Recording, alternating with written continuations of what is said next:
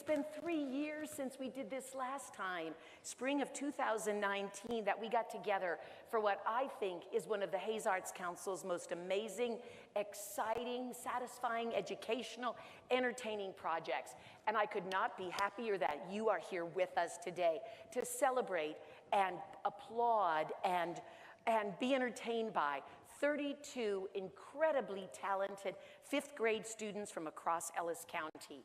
I am so excited to have them here. They are wonderful young people. They've just, even this morning, they've been conducting themselves in such a wonderful way that everyone has a right to be really, really proud of these kids. Not even so much for what they're going to do on stage, which I'm sure will be brilliant, but for the way they conduct themselves as young adults in this project. And this project is an exciting one. It is a living history project so that young people in the 5th grade have an opportunity to do some research, some writing, some organizing, editing, memorizing, performing, costume, set, props, getting used to blocking. There are so many components to this. It's such an incredible learning experience. I've actually had some 5th grade teachers tell me that this one project alone checks the box of almost every 5th grade curriculum goal. That's pretty awesome. And the Arts Council is so proud to have been doing this project since spring of '97. A version of it existed a little earlier, but then we kind of took it over and we morphed it and we've been streamlining it for a number of years. But this has been going on since spring of '97. And even during COVID, the project went on. It went on in a different way in 2020 and still a little different in 2021, but it's been going on every year. And so we're really proud. The enthusiasm for this project is what allows that to happen. And another thing that allows it to happen is the support of our sponsor, who is the Hayes Rotary Club, who makes it possible for us to do all the things connected with the project, including gold medals for every one of our 32 contestants today that they will get at the end of the project, the trophies for the winners, and the assorted and sundry things that go along with something like that. So we're so grateful to the Hayes Rotary. I'm also really appreciative today of Tiger Media Network is here recording this. They're live streaming this. So if you've got family that lives someplace else and you want to text them real quick, turn off the phones, make sure there's no sounds here today except what's going on stage. But if you want to text somebody and say, oh my gosh, this is being live streamed, if you go to the Hayes Arts Council Facebook page, the link is right there. The good news is because it is live streamed, everything will be saved. So the video of the performances here today will be available to be seen until next year's Famous Figures. So even these young people who don't get to watch their peers will not only get to watch them, but themselves after the event is over with. So thank you, Tiger Media Network and Nick Schween. So grateful. Also grateful for the support of our judges. This wonderful panel of people down here who are now in the dark, but you'll see them later. Just stay away from them. They have a lot of work to do. And I want to introduce you to them. On this side of the table, first is Linda Holman. Linda's a former board member of the Arts Council. She was also a high school English, drama, and forensics instructor. Also writes a lot of her own plays and poetry. So definitely happy to have her here for a repeat year. I don't know how many years it's been, but it's been a good handful. So thank you, Linda Holman. Next to Linda is Marianne Thompson. Like Linda, Marianne was also a former board member. In fact, a president of the board of the Arts Council for a while. Marianne was the director of the Kansas Room at the Public Library for a long time. So she's got the history angle and that whole thing just really, really under control. But the performing arts are also very important to her. She is a community representative on Fort Hays State University's Encore Series, Performing Arts Series. So we're really grateful to have her here for a long time. I don't know how many years it's been with Marianne, but I think she's the senior of the group as far as service years. And then next to her is Janice Lee. Janice is the current president of the Hayes Arts Council Board of Directors, but she is also a member of Rotary, our sponsor organization. Janice is a patron, an advocate, and an appreciator and an attendee of all the performing arts events in our community, and the visual arts events, and the literary arts events. And as a former state senator some years back, she was also always enthusiastically about continued support for the arts and education. So she blazed a great trail. Next to her is this year's new judge. We are so excited, and I was so happy when he accepted my invitation, Johnny Matlock.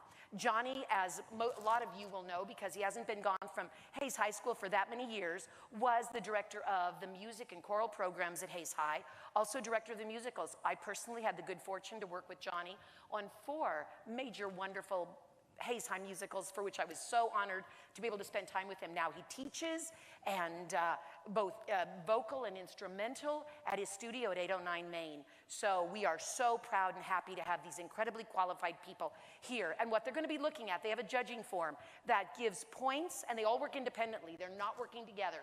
And then I'll get those results at the end. And there are points for their material, the way they put their script together, how everything kind of came together from the standpoint of what they're sharing with us. And then, of course, the most points are in the category about their performances and what they've done up here and what they've included and the way they've stayed in character and just their acting chops. That's the big category of points.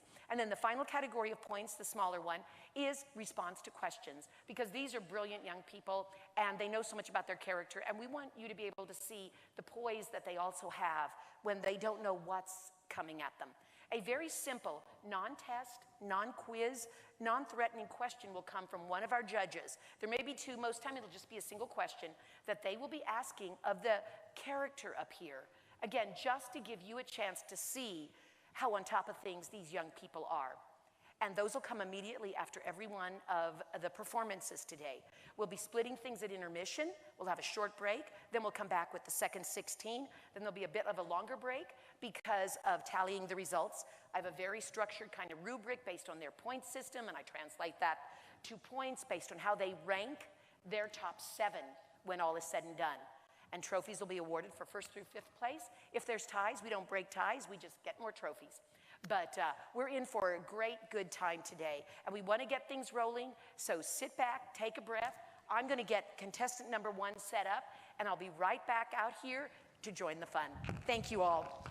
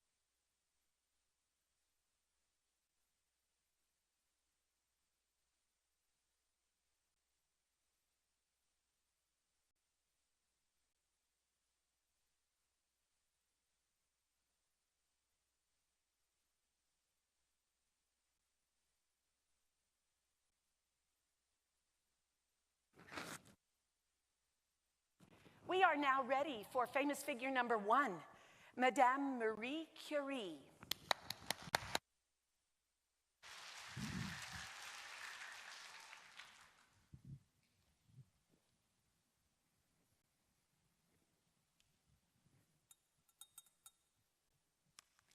You scared me. What are you doing here so late? I was just doing a science experiment. What? You want to know about me? Well, since you're here, I might as well tell you about myself. My name is Marie Curie, and my miraculous journey of life started on November 7th, 1867 in Poland. I was the youngest of 5 siblings. My mother was a principal, and my father was a science teacher.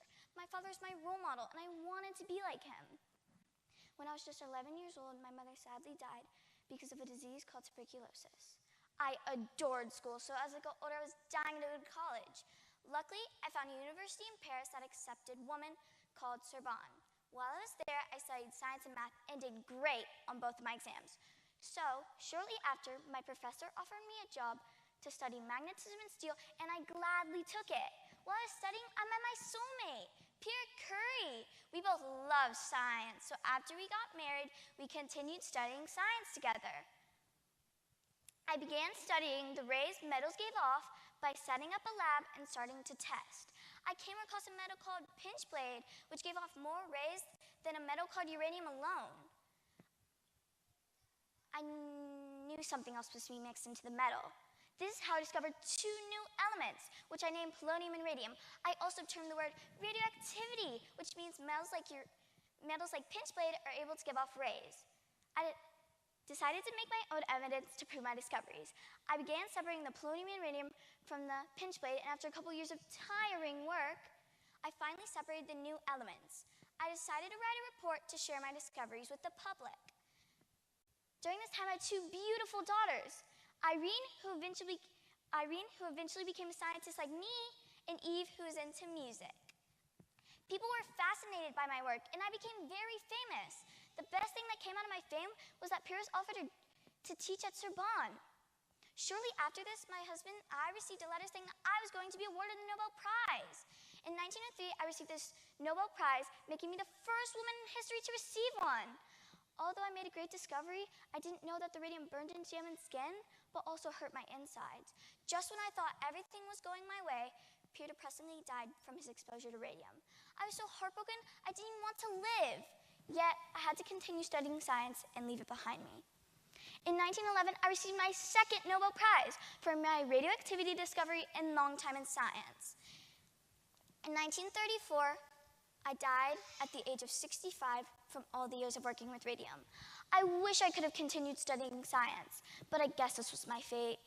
Before my death, I took a briefcase full of radium to a college in Bordeaux and invented a small X-ray that could easily be lifted to help diagnose injured soldiers. My discoveries changed the world's view at science and women in science. I'm the first woman to ever receive a Nobel Prize, and I ended up winning 2. Without my discoveries, people would probably not have as much understanding of radioactivity as they do presently. Who knows, maybe no one would have discovered polonium or radium, which is important in medicine. It was a pleasure, but I must get back to my science experiment. Goodbye. It worked! Yeah.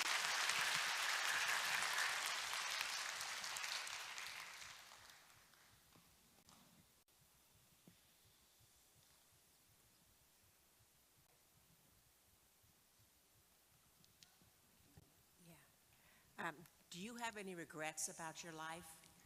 Not necessarily, but after Pierre died, I felt so much sorrow and guilt that I decided to have an affair with someone who was married, and that turned into a whole fiasco. So that's probably my regret.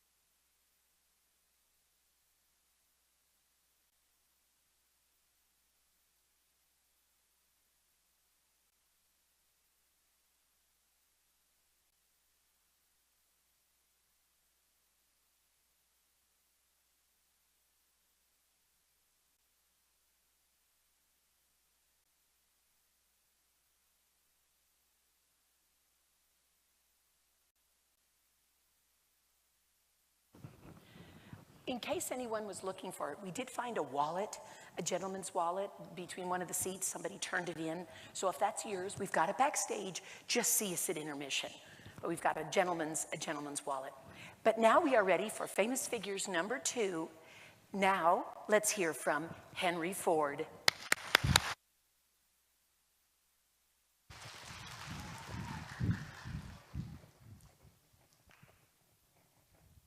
Hi there, my name is Henry Ford. I was born July 30th, 1863 in Dearborn, Michigan. I grew up on a farm with my mother, father, and 5 siblings. Growing up, my father wanted me to be a farmer, just like him, but I did not. I wanted to be an engineer. When I was 12, I saw my first ever steam engine cart roll down a dirt road. I had always wanted to see one of these, and when I did, it brought very many questions to my mind about how it ran. And when the farmer that was driving it answered my questions about how it ran, that's when I knew I was going to dedicate my life to building self-powered vehicles. In 1882, I created my first ever mechanical thing. It was a wood chopping machine. It was powered by a motor that I made. 3 years later, in 1885, I met Claire Bryant at a dance. We immediately fell in love and started dating. And in 1886, we got engaged, and 2 years later, in 1888, we happily got married. In 1889, I had to go over to Detroit, Michigan to fix a gas-powered car. And when I got home from fixing the gas-powered car, I had an idea that I could build a gas-powered car. The first gas-powered car was made by Carl Benz in 1885, but I thought I could improve it, and I did. In 1891, me and Claire moved to Detroit. In Detroit, I hoped to learn everything I could about electricity to help build cars and other things. I got hired to work at the Edison Illumination Company. That's where I met Thomas Edison, who was the one that owned and created the company. In 1893, me and Claire had our first kid. We named him Edsel, after one of my old friends. In 1886, I created my first ever car. Fred Strauss was one of the engineers that helped me build it. I called it a buggy, but the official name was a quadricycle. The driver would sit on a small bench and use a stick to steer it instead of a wheel. The top speed was only 20 miles an hour, and I did not like the style of the car. I knew I could improve it, and I would work hard until I did. In 1899, I created the Detroit Automobile Company. That's where I tried to improve the quadricycle. Even though I made the quadricycle bigger and better, I still did not like it. But my first big success making in the car or working in the car industry was the Model N. I also made the Model T, which was a big success. My first car to ever have the V8 engine in it was the Model B. Me working in the car industry and making cars more affordable gave more chances for people to buy a car. Before I started working in the car industry, only 4,192 cars were owned in the U.S. And once I started working in the car industry and making cars more affordable, 181,000 cars were owned in the U.S. I was doing great working in the car industry and changing lives until sadly I died on April 7th from a blood vessel popping in my brain. This caused severe bleeding, which caused me to cough, which caused me to pass. 2 days after my death, 100,000 people attended my funeral. The Ford Company was made by me and Scott Lyons, and to this day, the Ford Company has over 183,000 employees.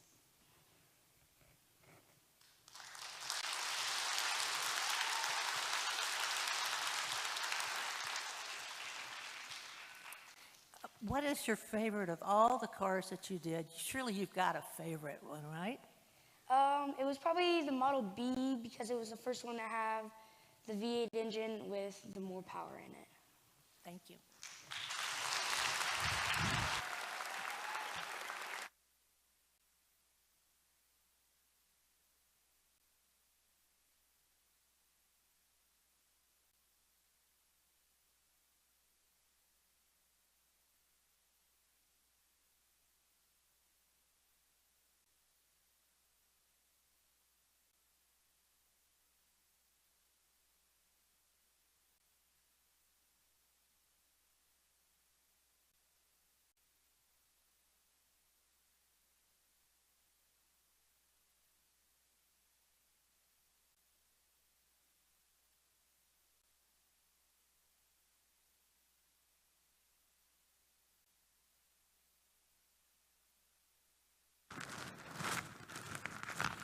Time now for Famous Figures number 3, Harriet Tubman.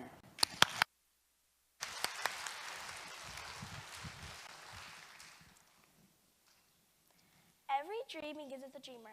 Remember, if you have your mind on it, nothing's impossible. Shh, under the bushes, no quiet. Sorry, pardon me, I'm Armenta Ross. You may know me as Harriet Tubman. You just caught me helping another round of slaves escape to freedom. Before I tell you about my adventure, let me tell you more about myself. My birthday is March 1822. I was born in Dorchester County, Maryland, to my parents, Benjamin and Harriet Ross, and my 8 brothers and sisters, Maria, Lena, Rachel, Soph, Ben, Robert, Henry, and Moses. Since I was a slave, I was never educated as a kid, so I never learned how to read or write. My life changed at the age of 12. I was going to the store to get stuff for my master, and at the same time, a runaway slave's master threw a 2-pound weight at the runaway slave's head, but instead of the runaway slave being hit, I was hit. This caused me to have a disability where I had constant headaches and was always tired, but that never stopped me from making a difference in our world. In 1844, I went from Armenta Ross to Harriet Ross to honor my mother. Soon after that, I met my husband, John Tubman, a free African American, but he never supported me. So when I told him that I wanted to escape, he told me that he would to my master if I kept talking about it. But in 1849, I decided to stand up for my rights and escape anyway. For about 10 years, I went back and forth through the Underground Railroad at least 13 times. Some people believe the Underground Railroad is actually underground, but it's not. It's a group of people, black and white, working together as a team to provide safe homes for the slaves while traveling. I was considered a conductor on the Underground Railroad, so I went back and forth to get the slaves and take them to the safe stations. In 1861, the Civil War began. I worked as a Civil War spy. I would pretend to just be a normal slave, but I'd actually spy on the South Side, like see what weapons they used. In 1865, the Civil War ended, and so did slavery. I was thrilled. Slavery was finally over. In 1869, I met my future husband, Nelson Davis. Soon after that, in 1874, we adopted our daughter, Gertie. Life was looking up, but sadly, on March 10, 1913, I passed in Auburn, New York, due to pneumonia. I lived to the age of 91. Always remember, you have a voice. Well, got to get back to helping more slaves. Shh, come on.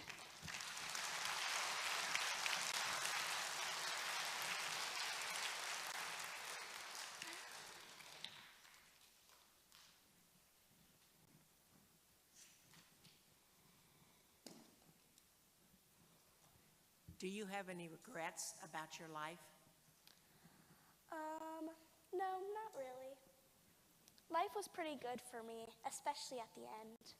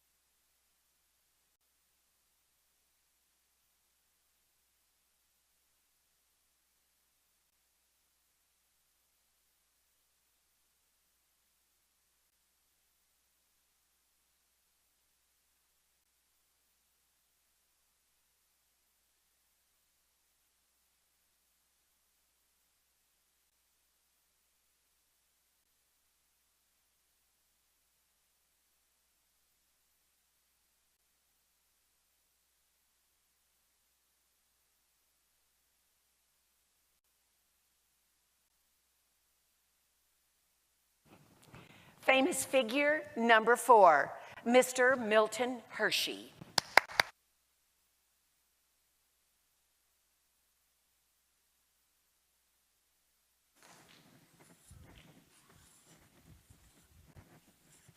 Oh, hey, didn't see there.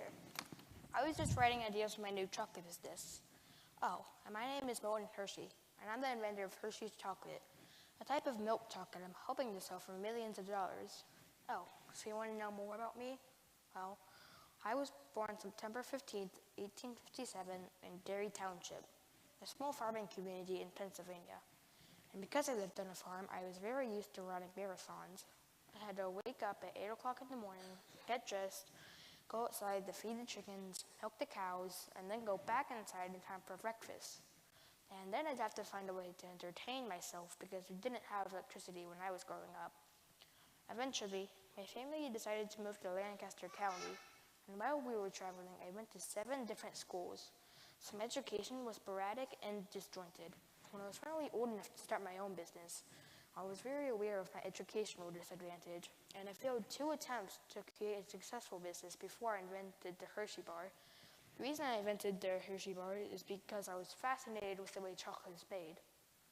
Anyway, I knew that if I wanted to make enough chocolate to supply stores with from across the country, I needed to build a factory in a place with a lifetime supply of ingredients. And I knew exactly where to look, which was my home farm, and had plenty of milk and other ingredients I could use to make a chocolate factory. So sure enough, I built my factory there. I asked the farmer that bought the farm if I could use some of his milk.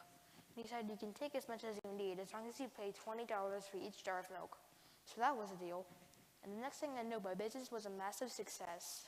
I was so rich I built a tower around my factory for the schools, parks, churches for my employees, and even a trolley system. I was so rich that I almost won the Titanic, but my trip was canceled because my factory caught on fire.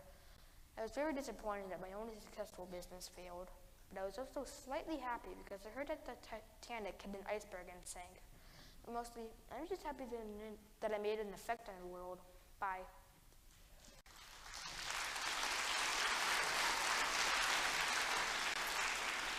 So I know that parents aren't supposed to have a favorite child, but you got to have a favorite there, right? Your favorite candy? You got to have a favorite. I'd say my favorite is cookies and cream. Yeah. Okay, thanks.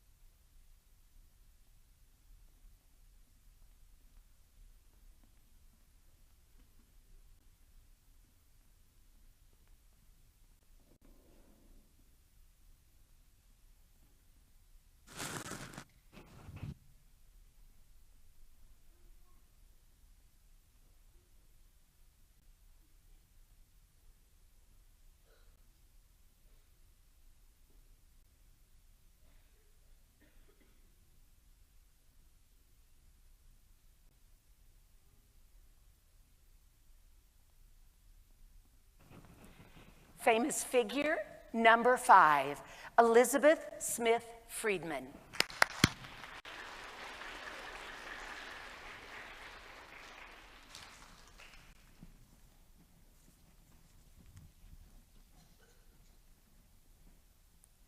Could it be? Are the Nazi spies in the United States? The FBI had hundreds of coded messages from a secret spot in New York, but couldn't read them. Someone has to break the code, but who? The FBI turned to a special woman to help decipher these secret messages. I am Elizabeth Smith Friedman. I was born August 26, 1892. I was from a working-class Quaker family. I grew up on my parents' farm in the small town of Huntington, Indiana, and I was the first female American cryptanalyst. So you might be wondering, what is a cryptanalyst? Well, I see patterns and break secret messages. My interest in William Shakespeare led me to investigate the long-standing controversy about the true author. A millionaire named Colonel George Fibion was seeking a cryptographer to study Shakespeare's work and find any hidden messages in his plays to prove that it was actually written by Francis Bacon. I don't actually believe there's any hidden messages. While working there, I met my husband, William F. Friedman. We later had 2 children together, Barbara and John Ramsey. Fibion became convinced that America would enter World War I in 1916. He soon created a cryptology team. In March 1917, he offered our services to the government to break encrypted Morse code radio messages.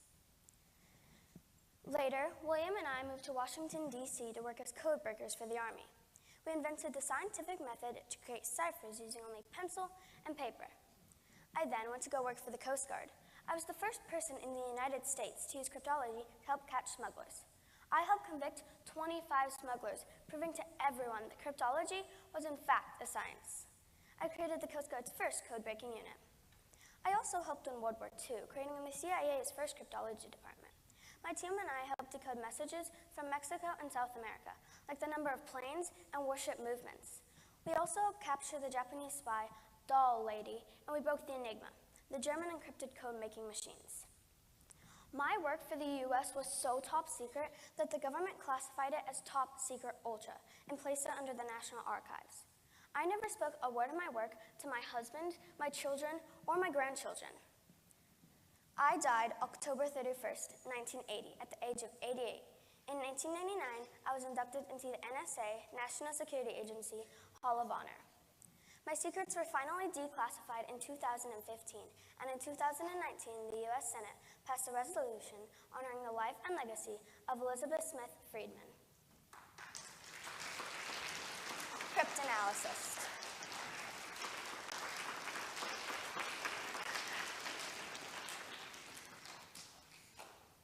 Why did you choose cryptology? Well, it was William Shakespeare that really interested me, and once I started trying to figure it out, it just came easily to me.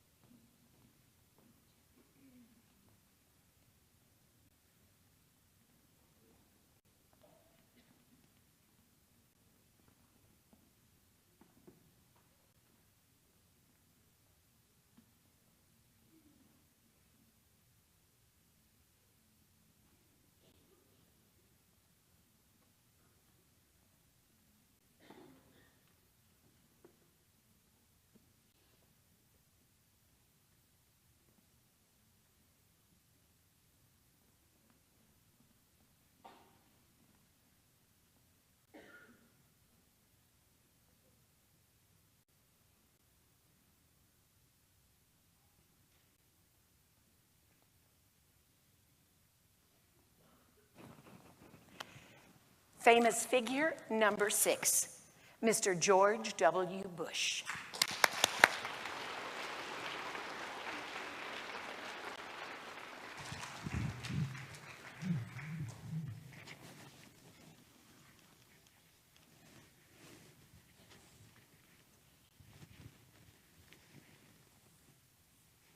Oh, hi there, I didn't see you there. I'm George W. Bush, and I was the 43rd President of the United States of America. I was born on July 6, 1946, in New Havens, Connecticut. I grew up with 5 other siblings, but my sister had passed away at the age of 3 due to leukemia, which was very sad. My grandfather was a U.S. Senator, and my dad worked for an oil company before he got into politics.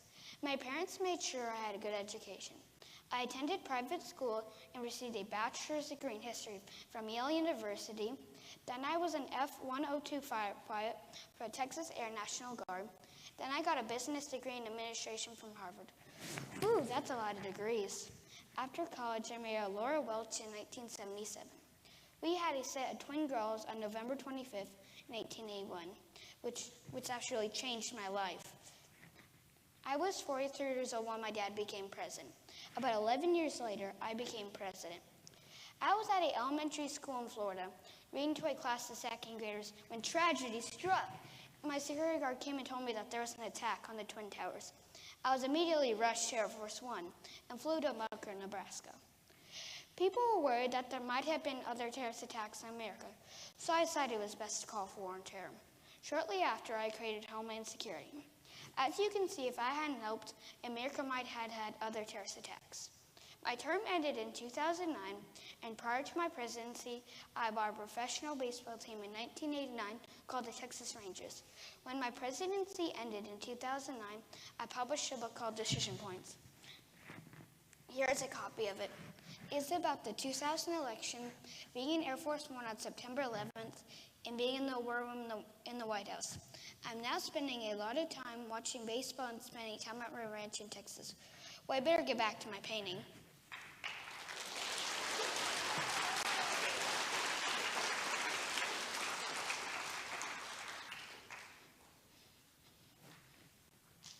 What did you like most about being president?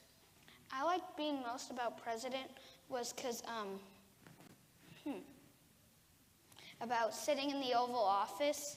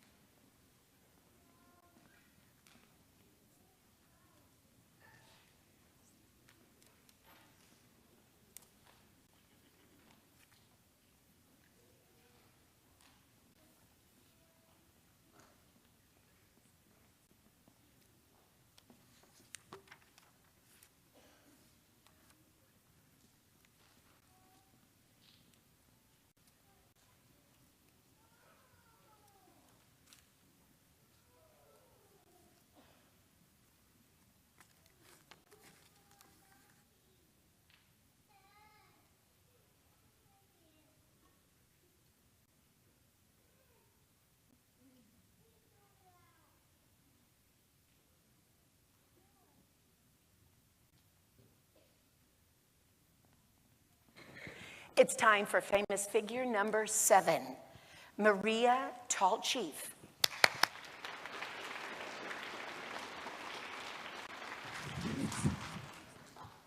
Hey, what are you doing in the auditorium? I was practicing dancing. You shouldn't be in here right now. Well, since you are here, let me tell you about my life. Hi, I'm Elizabeth Marie Tall Chief, but most people know me as Maria Tall Chief.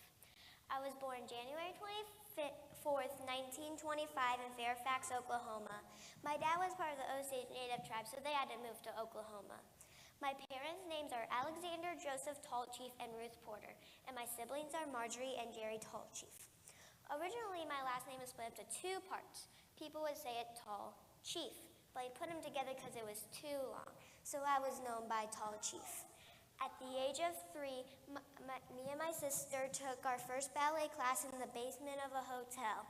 Ballet wasn't my only priority, though. Marjorie and I took piano lessons, too. Our mom thought we would be a very good pianist someday. People at my school made fun of my native heritage. They made fun of me because I had different skin color and I did not speak like they did. I had an accent. When we did a native dance at the county fair, people made fun of my family the next day. At this time, we were living in Fairfax, Oklahoma. At the age of 8, my family and I moved to Los Angeles, California. That is where I met Madame Bronzova Nijinksa, who was a choreographer from Poland. Right when I met her, I knew I was born to dance. At that time, I made the decision to quit piano, which made my dad very angry because he paid for my lessons. At the age of 17, I quit school and moved to New York City in hopes of finding a spot with a major ballet company. It was while in New York I was told to change my last name to something Russian. I didn't because many famous dancers are Russian. I didn't change my last name because it was too special to me. While in New York, I met George Balanchine. We became close and were eventually married in 1946. George was the founder of the New York City Ballet and was also a dancer. He starred me in many dances, but the one that made me the most famous was the Firebird. I was also in the Nutcracker as the Sugar Plum Fairy. In the year 1950, I divorced Balanchine, but I still danced at the ballet until 1965. At the age of 42, I quit dance, but my heart never left dance. I moved to Chicago, got remarried, and had a daughter named Elise Pasheen. I was in many TV shows and even had a role in a movie, $1 Million Mermaid. I was awarded the National Medal of Arts from President Bill Clinton in 1999. I died April 2013 in Chicago at the age of 88. I never left the world of dance. Here are some things to remember about me. I didn't change my last name to something Russian. I was proud of my native heritage. I was the first Native American to be a prima ballerina. Well, I better get back to practicing. Bye.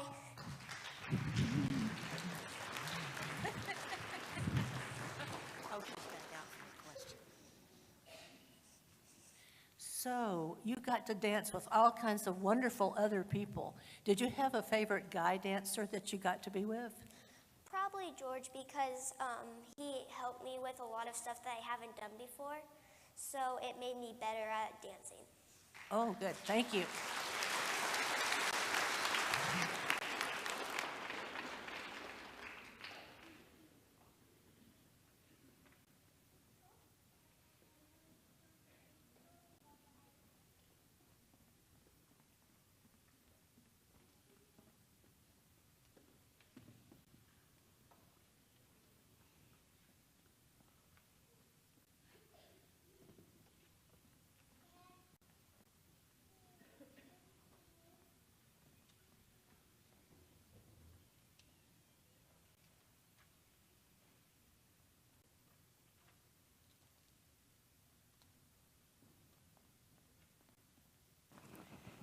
Famous figure number 8, Mr. Jim Thorpe.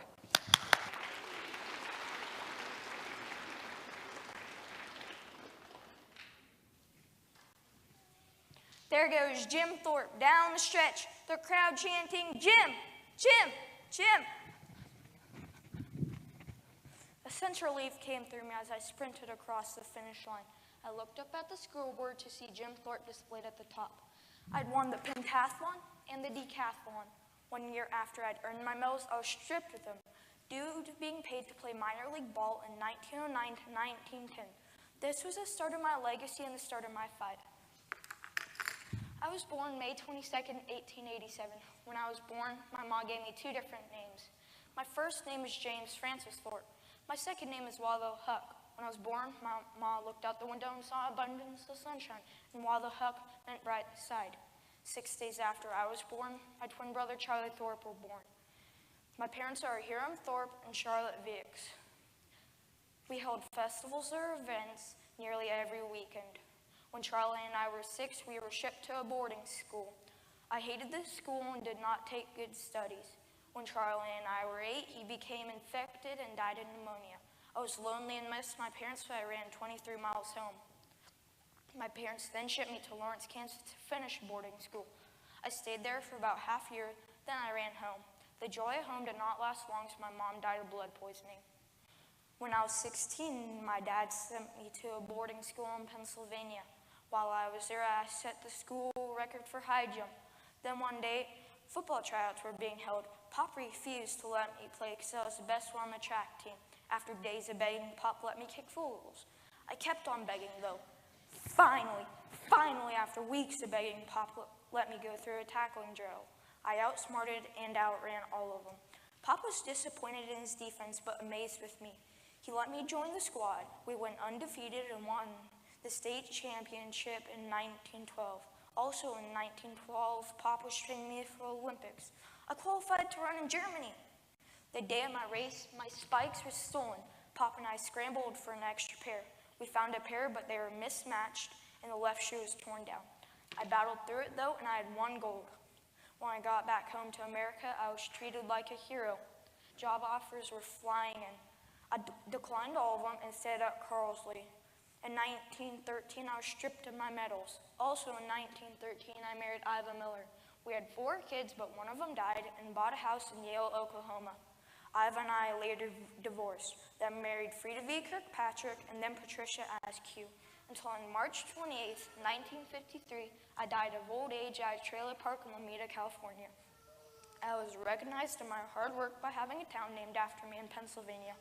Sadly, I wasn't able to receive my medals back after I died or go to a town named after me in Pennsylvania. Whenever you see a certain show come on every 4 years or see 5 colorful rings, think of the Olympics and me, Jim Thorpe.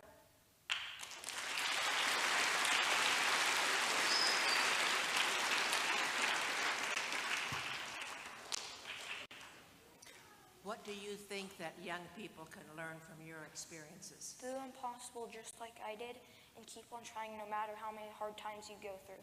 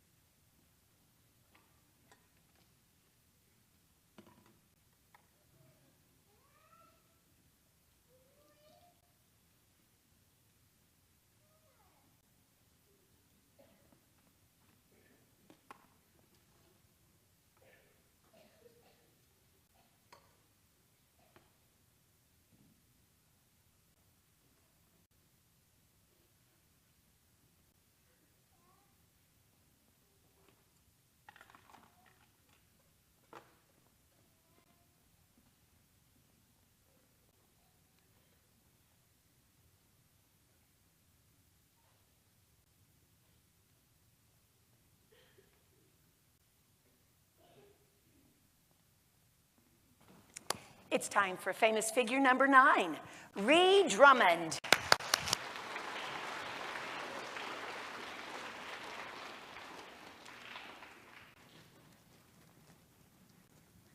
On today's episode, I will be cooking cheesy Italian breadsticks, spaghetti skillet, and mini glazed brownies. I'm Ree Drummond, better known as the Pioneer Woman. Welcome to my frontier. I was born on January 6, 1969. My parents were William Smith and Gary Stewart. I was born on a farm in Bartsville, Oklahoma. I was not the only child. I had 2 brothers, Doug and Mike, and my little sister, Betsy. I went to school at Bartsville High School and graduated. Then I went to Los Angeles, California, and studied journalism. I wanted to study law, but I met my husband. I met my husband, Lad Drummond, at a local watering hole called J-Bar. Then we got married in 1996. Sometimes I like to refer to him as a marble man. I called him this because I thought never reveal your real name on the internet. Then Lad and I had 4 children. Alex is 24 and she helps out with my Pioneer Woman shows. Paige is 22 and she knows how to make my famous chocolate sheet cake. Bryce is 19 and he is a quarterback for the Pascagoula Huskies. Todd is 18, and he's my award-winning wrestler. In 2007, I started my blog and called it the Pioneer Woman Show. In 2007 for 2009, I won a Bloggies Award and another one the next year. Then the Pioneer Woman Cooks Award and the annual Weblog Award. I wrote many books in my life, including Black Heels to Tractor Wheels, and it's going to become a movie with Reese Witherspoon playing me. In 2016, I opened a restaurant called the Mercantile in Pulaska. It's a deli, store, bakery, all in one. You can pretty much find a little bit of everything. including clothing, home goods, kitchenware, jewelry, and much more. Many locals and visitors gather here. In 2019, we took a 19-year-old Jamar. He loves fishing. On May 1st, 2021, my daughter Alex got married to Marino Scott. Sadly, on November, my brother Mike passed away at age 54. On today's episode, I made cheesy Italian breadsticks, spaghetti skillet, and mini glazed brownies. I don't know about you, but I'm starving. Thank you for coming to my frontier. Bye now.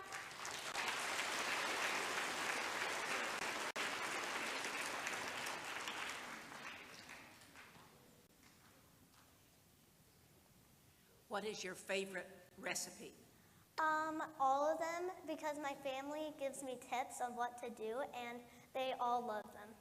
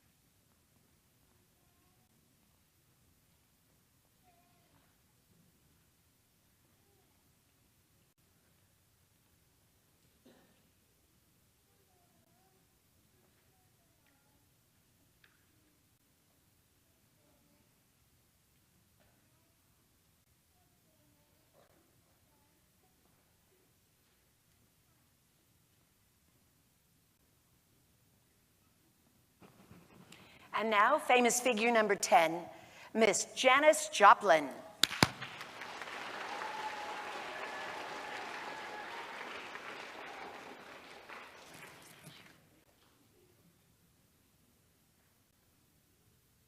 Hi there, my name is Janice Lynn Joplin, and I'm about to tell you the story of my life. What made me famous, you might ask? I was a successful songwriter and singer in the 1960s. But before I get into all that, let me start from the beginning. I was born on January 19th, 1943 in Port Arthur, Texas. My folks are Seth and Dorothy Joplin. I have one sister and one brother, Laura and Michael. Now, I didn't have the best childhood. I was constantly bullied for being overweight for my age and my acne that showed no mercy. They laughed me out of class, out of town, out of the state. I was even cruelly voted ugliest man on campus at the University of Texas, Austin when I was in college. But little did all the haters in my life know, I would blow up bigger than a firework. My first band was Big Brother and the Holding Company, which I joined in 1966 when I was 23. This band produced the hit album, Cheap Thrills, with the single, Piece of My Heart. Piece of My Heart was a hit. It made it to number 12 in the charts. This was, and still is, my most famous song. I went on to some other bands too, like the Cosmic Blues Band, which my most famous song with this group was Try, just a little bit harder. The members of this band were John Till, Brad Campbell, and me. Another band was Full Tilt Boogie Band, which I joined on August 10th, 1970. I was also a member of this band at the time of my death. The members of my most famous song with this group was Move Over. The members of this band were John Till, Brad Campbell, Clark Pearson, Richard Bell, Ken Pearson, and myself. Things are going great, but not all good things last. On October 4th, 1970, I was found lying dead on a hotel room floor, room 105 of the Landmark Motor Hotel, at the tragic age of 27. Many people come to my room of death and write heartwarming, wholesome messages on the walls for me. For example, some of the messages people have left are Janice, we miss you, R.I.P. Janice, we love you, Janice, all that good stuff. And some write stuff about Seth Morgan on the walls. He was the man I was engaged to in 1970. Now, there are many different theories of how I died, but unfortunately, my case was filed as a heroin overdose. Sadly, this wasn't that uncommon back in my day. One pill can ruin your life. You take one, you might get addicted like I did. And once you're addicted, it's almost impossible to quit. And if it gets really bad, well, you could end up like me and overdose. But that's not what I want to be remembered as, the superstar that overdosed. I want to be remembered as the amazing woman that single-handedly shattered every stereotype of female singers. And if you're ever feeling pressure to try drugs, take a look at what happened to me. Think about the life you'll miss, the people you'll leave. So remember me as Janice Lynn Joplin, the amazing woman I was.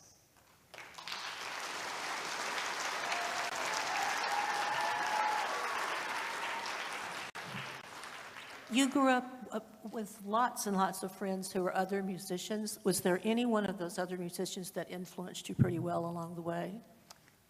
Yes, there have been lots of my friends and other musicians that have listened to my music ever since I started, and they've just been rooting for me the whole time, and they're such great friends. Okay, thank you.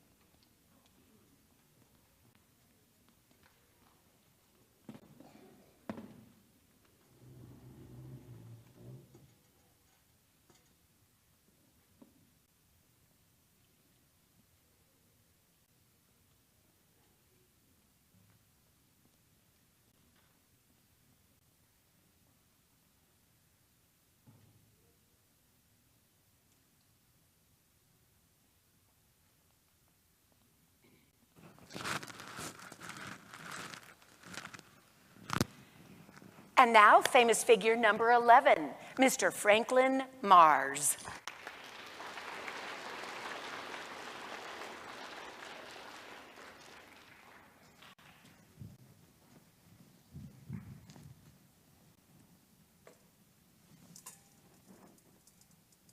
Oh, hi there. Send it to you there. I was busy making a candy bar that most of you are familiar with, a Snickers bar.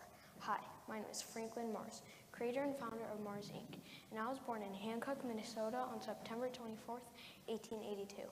At a young age, I had a mild case of polio, which later caused me to depend on a cane to walk or stand. I would spend most of the time in the kitchen with my mother, Alva, who loved to bake. So to keep me entertained, she taught me how to make candy, and that's how my interest in candy started. By the age of 19, I would perfect the molasses chips recipes, and then a year later, I would start to sell them to local stores. That same year, I married the mother of Forrest, my first son, and then we relocated to Wadena, Minnesota.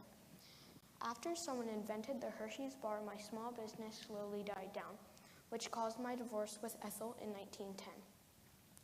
Throughout the next 10 years, me and my new wife struggled to keep my candy business open and eventually failed, and the bank would take all my belongings. But I wouldn't stop there. In 1920, with only $400 in my name, I would start a new company where the Mars bar was created and made with chocolate, caramel, and nuts, which gave me enough income to turn my business around. After inviting my son Forrest to the factory, he proposed to change the name to Mars, Inc. Years passed by after Forrest and I sat down for a chocolate malt. Out of nowhere, he asked, why don't you put chocolate malt milk in a candy bar? So I did, and this was the turning point of history of Mars, Inc. The famous Milky Way was created when no gas was mixed with chocolate and topped with caramel in 1923. Within a year, my profit was $11 million. In 1930, I introduced a Snickers bar named after my favorite horse. And my business continued to grow after my son Forrest gained part of the ownership in his inventions of the Mars bar and M&Ms. Sadly, on April 8th, 1934, I passed away due to heart problems, and still on this day, I rest in peace on my Milky Way farm in Chicago.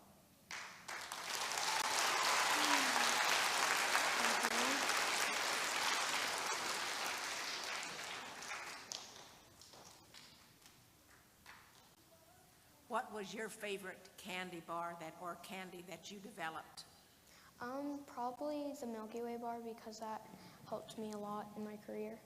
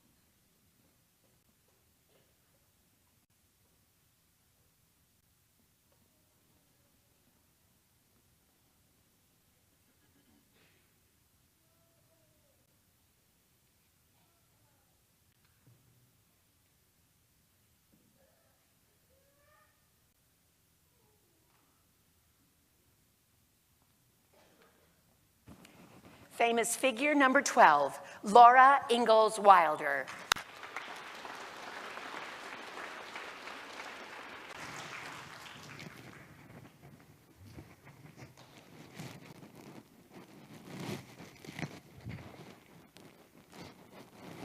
Snow as fine and grainy as sugar covered the windowsill, sifted off to the floor, and did not melt. Oh, hi there. I was just reading one of my Little House on the Prairie books on the banks of Plum Creek. This is just one of the 9 books in the series. All the books that I wrote contain the stories of my life. Oh, I didn't introduce myself yet. My name is Laura Ingalls Wilder. I was born in Pepin County, Wisconsin on February 7th, 1867. I was the second child born in my family right after my sister Mary. I also had 2 younger sisters, Carrie and Grace. My parents, Charles and Caroline Ingalls, also gave birth to my younger brother, Charles Frederick, or Freddie, as we called him. But he sadly died only 9 months after birth. I never mentioned him in any of my books because I was too devastated about his loss. I had my ways as a young girl. Ma was always getting after me for not having my sunbonnet up over my head. I also like to help Pa with his work, although people say it's not very ladylike. We moved around often. It started when Pa said that the woods were getting too crowded. So our journey began. We packed up the wagon and left the home I'd known my whole life. Pa hunted food for us and built us log cabins. One time, we even had to live in the dugout. My sisters and I went to school when we could, making new friends and meeting not so nice people along the way. On our long trip, my sister Mary got very sick and later on became blind. Seeing her struggles, I decided to get a job to help the family.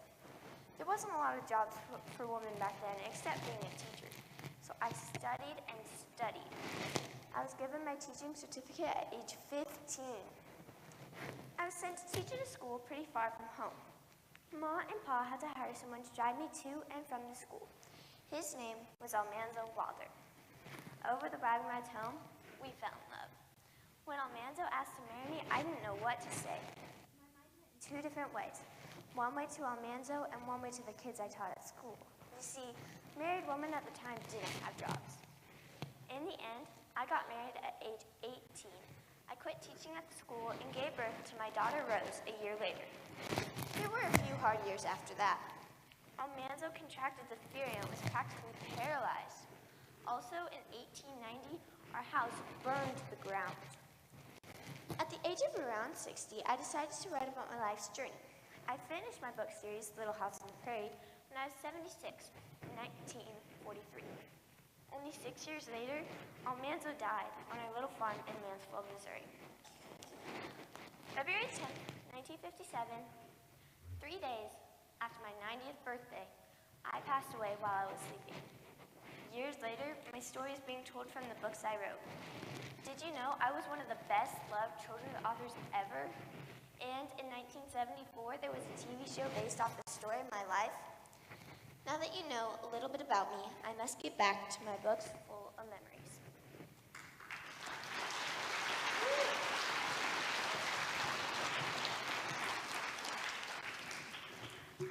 What did you enjoy most about teaching? I liked helping the kids get better at their subjects. Okay.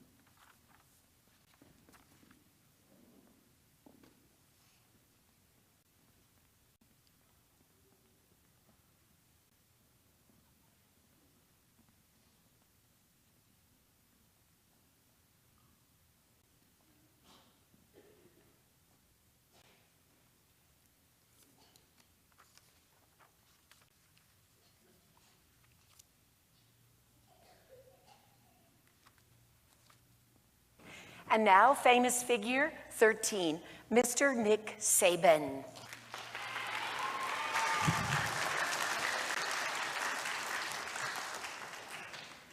Hi, I'm Coach Saban. Thanks for coming out to practice today. Please excuse my yelling from time to time. I just can't stand to see someone make a mistake. My life reminds me of a song. No, it's not Sweet Home Alabama, but all I do is win, win, win no matter what. When I get up in the morning, the first thing I do is drink black coffee and eat a big bowl of shredded metal. Okay, maybe it's 2 of these oatmeal cream pie things, but it does take a lot of chewing. Hold on a second, I gotta yell at these guys over here. Hey, God gave you 2 hands for a reason! Catch the ball! Sorry, I was born in 1951 on Halloween night in Fairmount, West Virginia. Trick or treat, college football. My parents are Mary and Nick Saban Sr., and I have one sister named Diana. I went to Kent State University in 1970. While at Kent State, I married the love of my life, Miss Terry, in 1971. I also played defensive back on our football team. I started my head coaching career at Toledo in 1989. Our team went 9-2, and we won the Mid-American Conference. The next stop for me was Michigan State. We had good teams in 1995, 96, and 97, and we made it to bowl games, but unfortunately, we lost each of them. Then in 1999, I signed with LSU. In 2000, we won the Peach Bowl. In 2001, we won the SEC Championship game. And 2 years later, we won the Sugar Bowl, giving us our first national championship. I decided to move to Miami to coach for the Miami Dolphins. And I don't like to talk about my losses, but who wants to hear about my wins? After 2 years in Miami, I decided to go to Alabama. At Alabama, our team has won 6 national championships and 15 bowl games. In all, my teams have been blessed to have won 7 national championships and 18 bowl games. Most of that is due to the great players that we've had on those teams. Now, you may think that all I do is win, which is partially true, but I have a little same tradition of building a house for someone in need for every Alabama national championship. We've built 17 so far. I'm a man of habit and believe that habits lead to winning. We call it the process. Terry and I have 2 children named Nicholas and Kristen. When I'm not coaching, you can find me at our lake house, hanging out with my family in Tuscaloosa, Alabama. In fact, one tradition I have is I like to take the freshmen tubing on the lake by my lake house. I love throwing those guys off the tube. Ooh, that was a bad play over there. Please excuse me, I'd better get back to coaching these guys so that we don't get beat by everyone we play this season. Come on!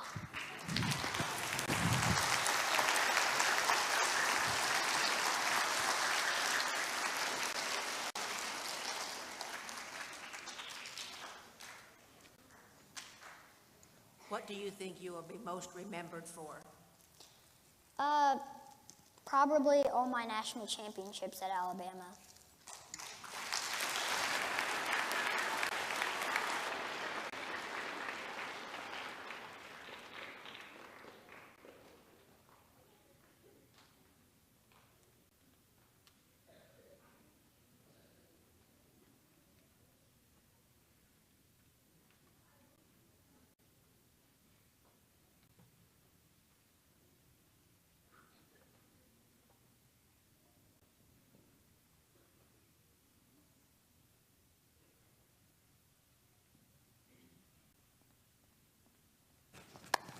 And now, famous figure number 14, Sacagawea.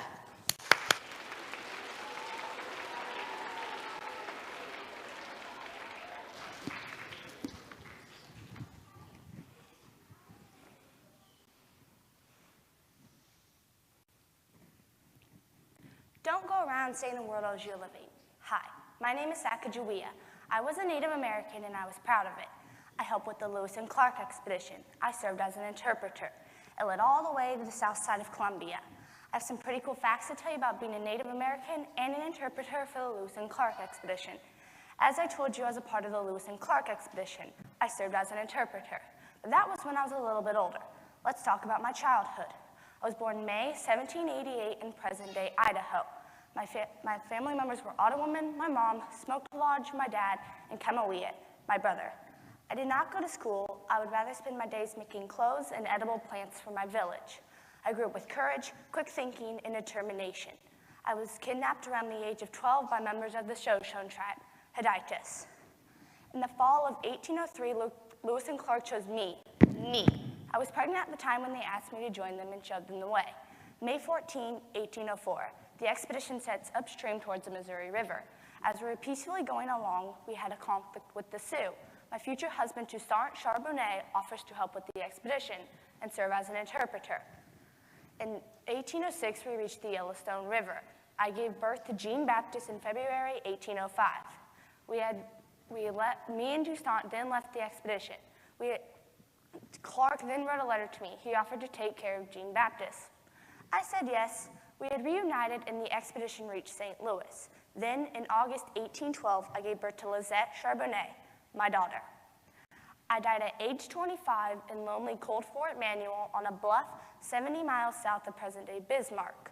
Before, in August 1812, after giving birth to Lisette, my health declined. By December, I was extremely ill with putrid fever, possibly typhoid fever. Clark took full custody of Jean Baptiste and Lisette after I had passed. Amazing things you find when you bother to search for them. I, Sacagawea, said this. As you have heard, I helped with the Lewis and Clark expedition. I served as an interpreter.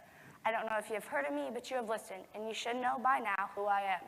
Always remember, everything I did was for my people.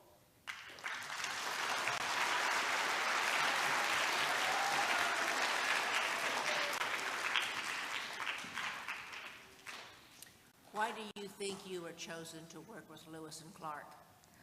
They probably saw how helpful I am, what I did for my village, and I was really creative, and I would help them to get where they wanted to go.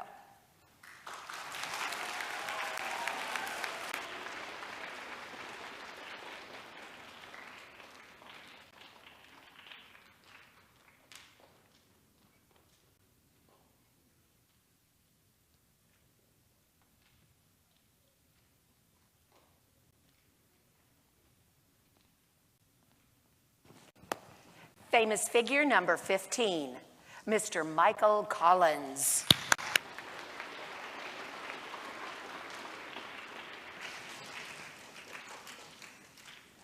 Oh, hi. I didn't see you there. I'm Michael Collins, and I was one of the U.S. astronauts that went on the Apollo 11 mission to the moon. I was born in Rome, Italy in 1930. I'm not actually Italian. My dad was just stationed there when I was born. Oh yeah, my dad's name was James Collins, and he was in the Air Force. I looked up to my dad a lot, because he taught me to respect others no matter how different they are. Oh, and my mom's name was Virginia Collins. I also had a sister named Margaret. After I turned 8, my family and I moved to Washington, D.C., where I went to school at St. Albans Elementary. After I finished college, I graduated from the United States Military Academy when I was 22. After that, I joined the U.S. Air Force as a test pilot and flew an F-86 Sabre. I married my wife, Patricia Finnegan, when I was 27 and had my first kid when I was 26. My kids' names were Eileen and Kate Collins. I'm very proud of them because Eileen became an astronaut and Kate became an actor. I also have 4 grandkids. Their names are Jake, Luke, Bridget, and another Luke. You would think that gets confusing, the 2 Lukes thing, but it actually doesn't, because they don't even look alike. Anyway, this might surprise you, but I only went on 2 space missions in my career as an astronaut. Well, I say only, but just going to space once is a huge privilege, and I get to go twice, so I guess I just got really lucky. Anyway, what people rarely think about is if Neil Armstrong and Buzz Aldrin died on the moon, I would have been the only one to come back to Earth. Now, I'm not saying that I wish they had died, because they were some of my best friends, and this world would be very different without their success. After I retired from being an astronaut, I became the director of the NASA Space Museum in Houston, Texas. I worked there until I died. And finally, I was in a hospital bed in Naples, Florida, and on my 64th wedding anniversary, I died after battling cancer on April 28th, 2021. And people always ask me, do you wish you could have walked on the moon? And I say, going to space was a big enough privilege. I don't need to walk on the moon.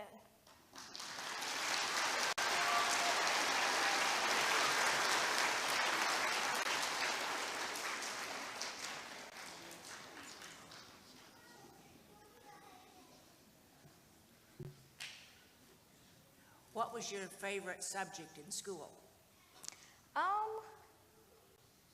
Probably science.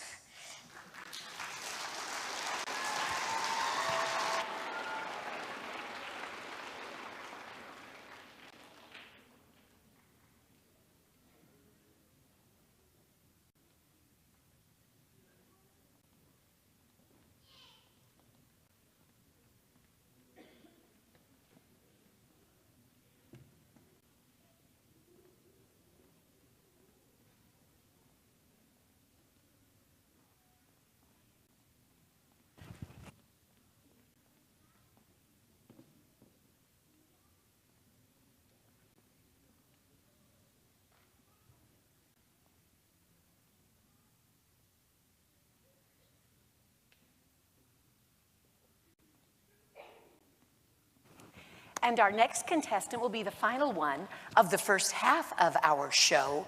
And at that point, we will be taking a very short 10-minute break and just ask you all to stay away from the area here in front of the judges as they continue to work through their first half results. But you can take a short break, stand up and stretch your legs if you want to go use the restrooms or whatever. But just, like I said, keep the area down in front here, the area by the stage, please clear. Our young actors who have been upstairs, you'll come down to the dressing rooms. But we're not ready to do that yet because we have one more. Now it's time for famous figure 16, Mr. Robert Ripley.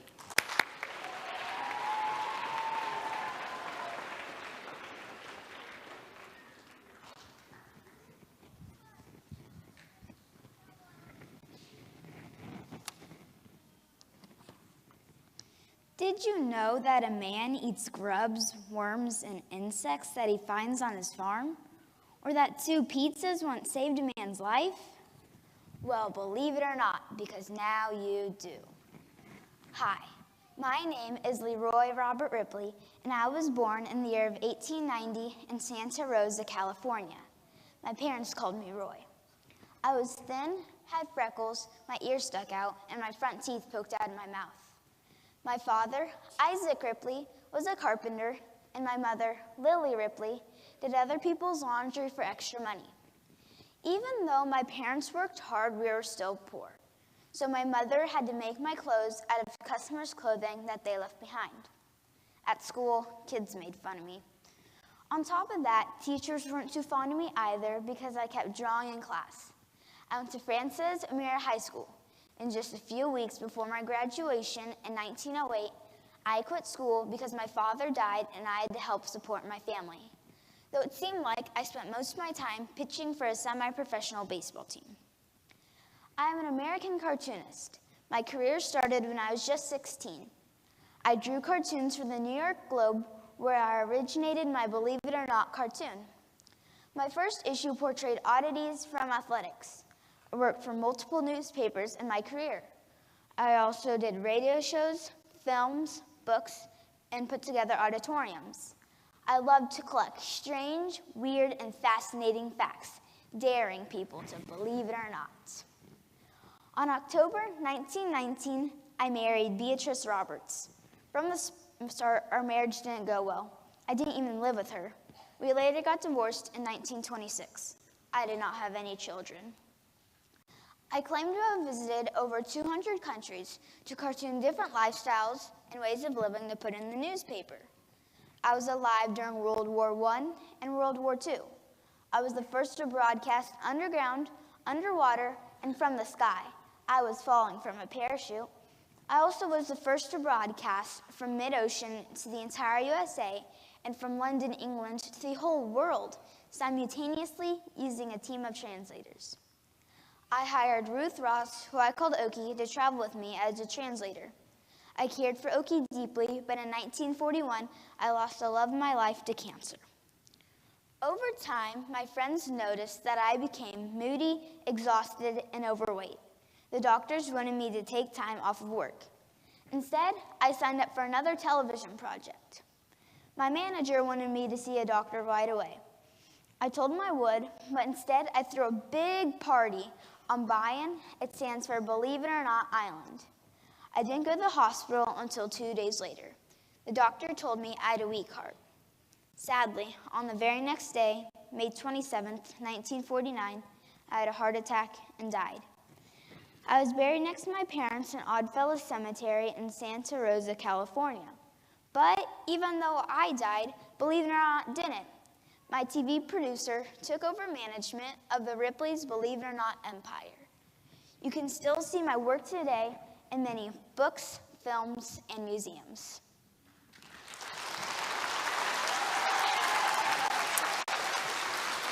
So, tell us, what is your very favorite factoid that you ever put out there? A gross one or a good one, whatever. I really liked the fact about that a man, he once survived when a metal rod was shoved up his head.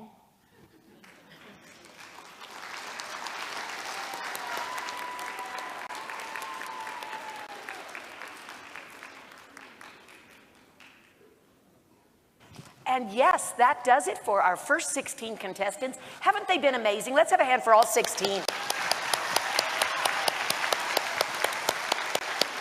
Pretty amazing stuff. Stretch your legs. We want to start. We're going to shoot for starting again by at least 10 minutes after 10. That gives us just a little over a 10-minute break, and that'll put us close to being back on schedule. 10:10, be back in here to get it started, and we'll have some more fun. Thank you all.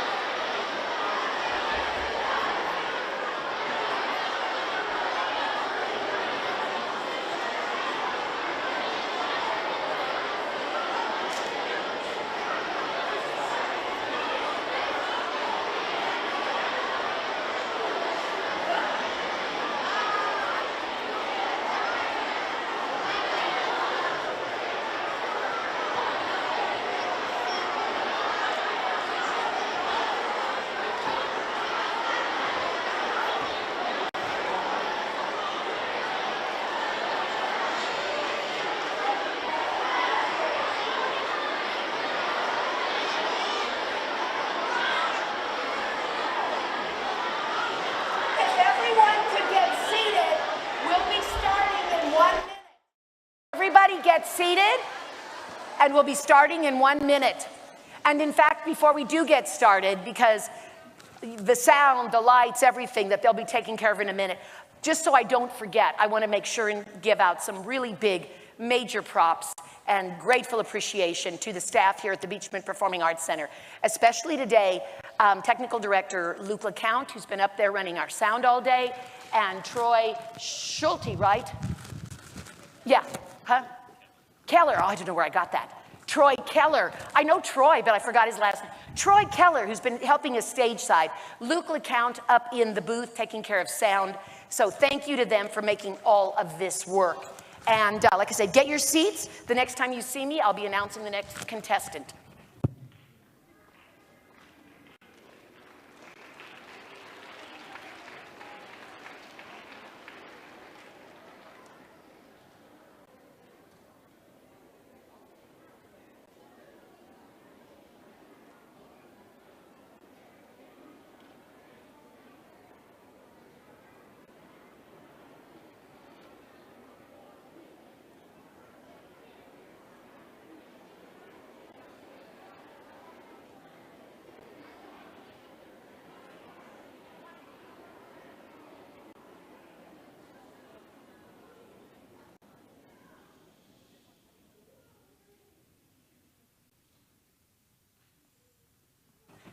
And we are ready with famous figure number 17.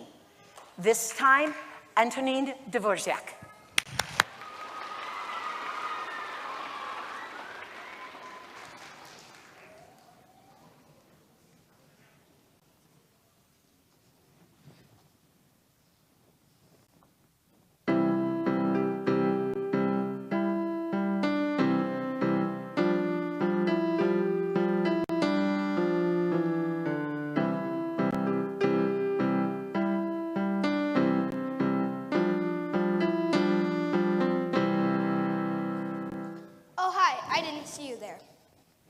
My name is Antonin Dvorak, but you can call me Anton.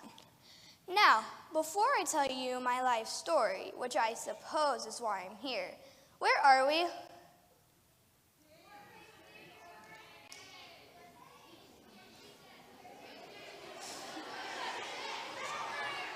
Thank you. I've been dead since April 3rd, 1904, so I'm not great with directions. Anyway, I was born in Nilaziv, Czechia. My parents were Anna and Francine Dvorak. I was the oldest of 14 siblings. Sadly, only 8, including me, survived childhood.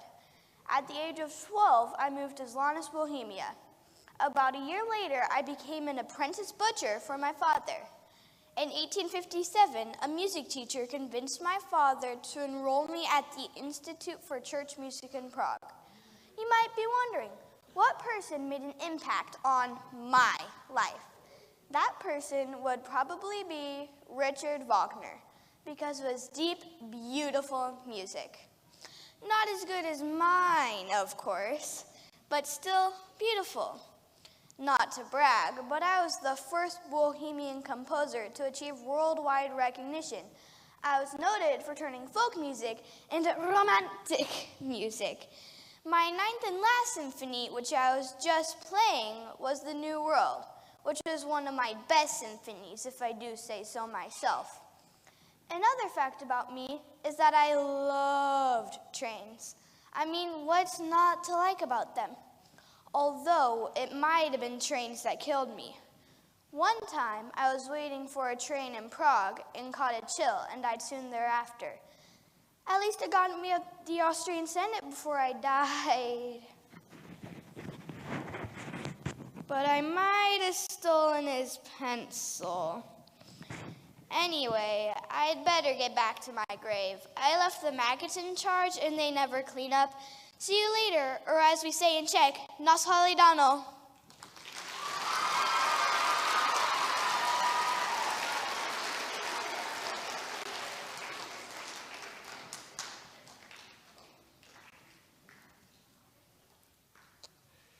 Yeah, I loved your the New World Symphony. And what world was that written for? Can you tell me about your experience of why you wrote that? It was written for America. Okay. Very cool.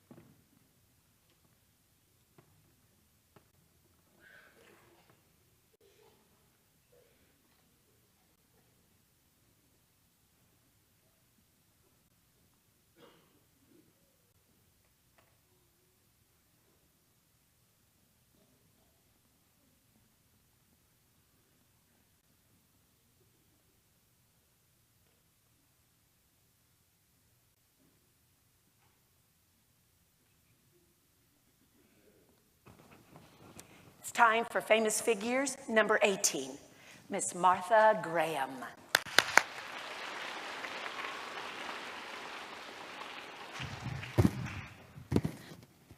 Hi, I'm Martha Graham. You caught me practicing my dance. My mom always said I couldn't dance. But when I was 5 years old, my mom said I never could dance. Me slamming the door and crying, it felt like my mom broke my own heart. But eventually I got over it.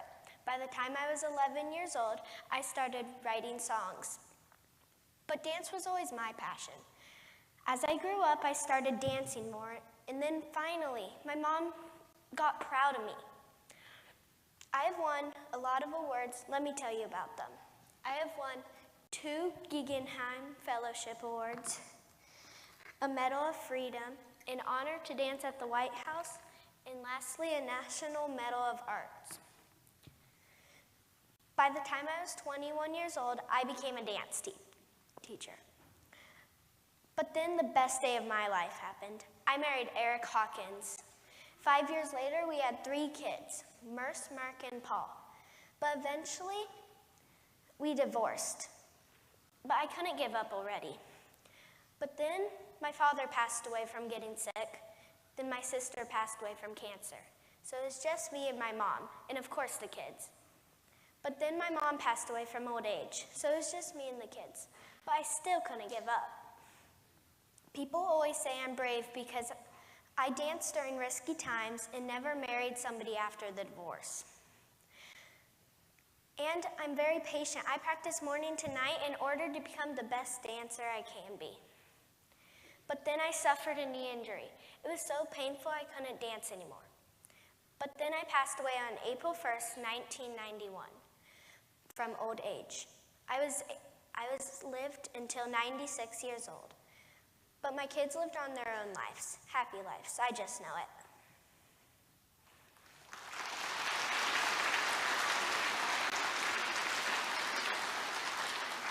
Did you have a favorite composer that you just love to dance to, a favorite song, a favorite whatever? I really liked the old version songs with modern dance. Thank you.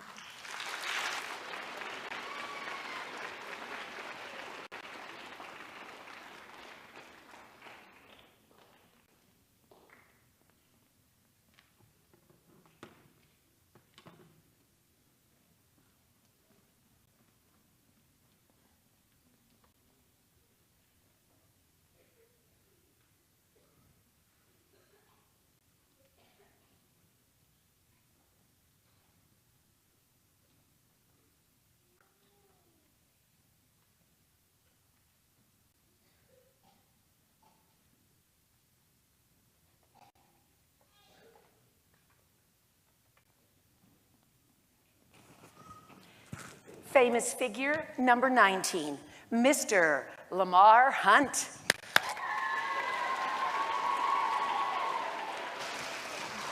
cierto. Hey, Lamar Jr., where did you get that Super Bowl? Did you know that this became one of the most famous phrases in all of sports? I'm Lamar Hunt. I was born August 2nd, 1932, in El Dorado, Arkansas, before moving to Dallas, Texas, where my father owned a rich oil and energy business. I was the youngest of 7 children and loved sports my whole life. I was even nicknamed Games because I liked to create them. I went to college at Southern Methodist University and later became a coach. Although my father was nicknamed the oil magnate, me, not so much. My brothers William and Nelson Hunt and I attempted to be successful in the oil patch, but failed.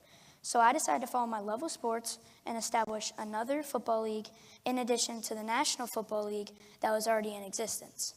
But this wouldn't happen without more failure to convince others. Finally, in 1952, when I was only 27 years old, the AFL was established. My team, the Dallas Texans, struggled to retain fans. Another bump in the road, everybody in Texas favored the Dallas Cowboys, who were a team in the NFL. Then my friend Ro Bartle, nicknamed Chief, brought me the idea to move the team to Kansas City. He promised me good fans and sellout crowds at Kansas City Municipal Stadium. I was sold, and the Chiefs were established in 1963. Just 4 short years later, in 1967, my Chiefs were playing in the AFL-NFL championship game. Man, didn't that sound like a long name for a game? Hey, Lamar Jr., what's that ball called again? Oh, the Super Bowl. This gave me an idea that the Super Bowl was now the name of the biggest and most watched football game of the year. My Chiefs lost the first Super Bowl to the Packers, but it wouldn't be long until we were Super Bowl champions in 1969. Over the next 47 years, I owned several other sports teams like the Chicago Bulls, 3 Major League Soccer teams, and 1 tennis league. I was also the first person inducted into the Pro Football Hall of Fame in 1972, which made me proud. The AFC Championship trophy is even named after me. But sadly, in 2006, I died of prostate cancer. My son, Clark, continues my legacy at Arrowhead Stadium.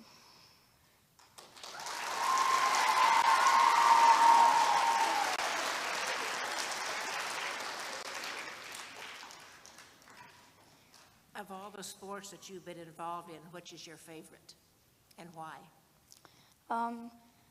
I would say football because I just loved how it was just so challenging for me, and when I completed those challenges, it made me feel good.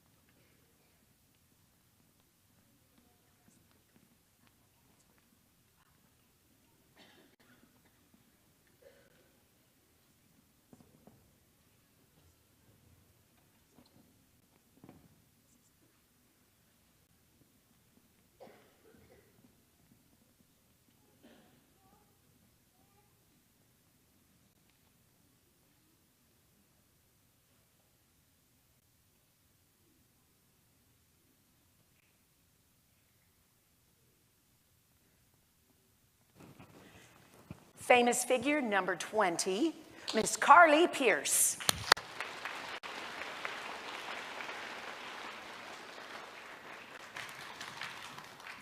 Okay, JC, now this is how you're gonna rope. Well, actually, maybe don't do it like that. But, oh, sorry, you're there? Oh, you're here for the interview? You are a bit early. All right, let's just get started.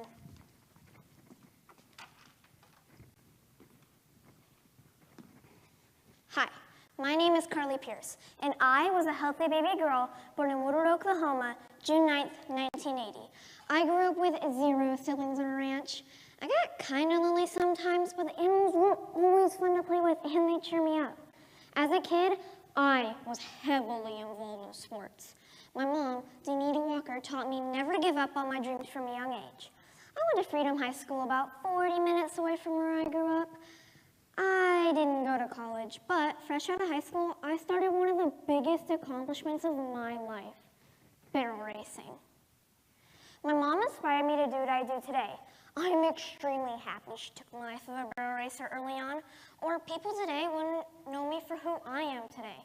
My mom helped me leave my fears in that dusty old arena and kept me going, even when times got tough for the both of us. In return, I hope I made one of her wildest dreams come true, a dream of me being happy in life with many accomplishments. I joined the WPRA in 2008, qualified for the NFR in 2011, 2012, and in 2014. In 2011, I broke the NFR arena record with a whopping 13.46-second pattern. Just 2 years later, I won the Austin Rodeo. In 2012, I finished the year as reserve champion with earnings of $19,802, placing 5 out of 10 rounds in RD6 and RD10, with times of 13.51 seconds and 13.57 seconds. I also had total year earnings of $204,322. That's just from riding a few horses. I also had, in 2014, I finished the year as 6th in the whole world, with earnings of $154,181. If I never lived, the barrel racing world would have never gotten to see the face of Carly Pierce in my amazing barrel time at the 27th annual NFR barrel race. I showed everyone that a good team can do anything. Today, me and my husband, Steve Pierce, are realtors in Texas. We have 3 children, 2 daughters and 1 son. Sometimes I feel bad for him and his dad, and then I remember girls rule. Our daughters are JC and Michaela. Our son is Kale. My life with barrel racing was hard and so expensive. I quoted, "People think you can just pack up and go, but it is much harder than that." I am still living today at 41 years old and continue to live a happy, healthy, and amazing life.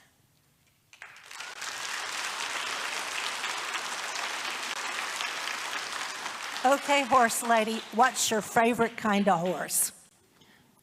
I would probably have to say quarter horse, because while, yes, a lot of horses can go really fast, quarter horses are the main breed for barrel racing.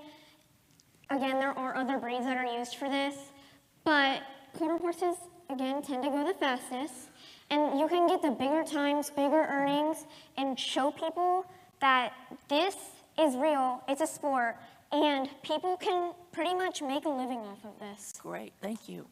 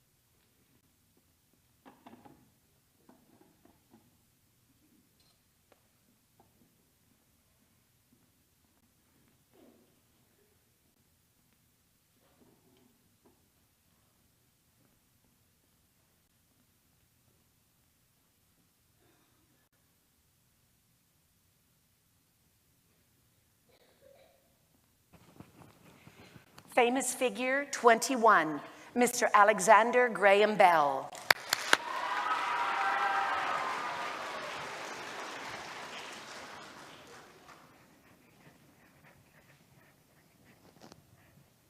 Hello, my name is Alexander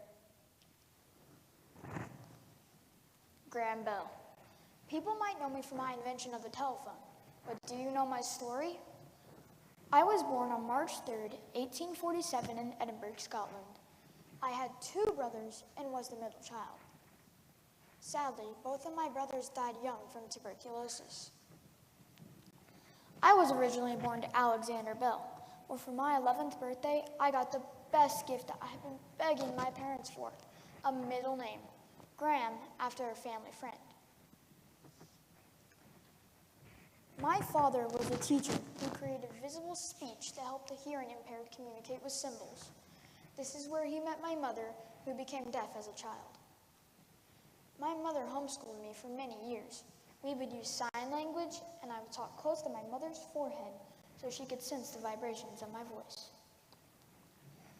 I eventually went on to become a teacher of my own, where I met my future wife, Mabel Hubbard, who was a student of mine.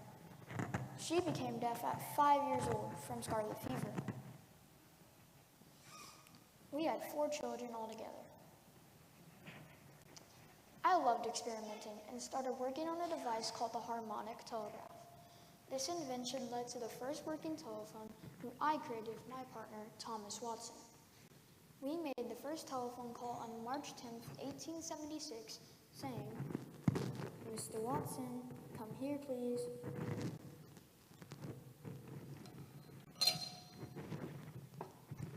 We then formed Bell Telephone Company, which later became today AT&T.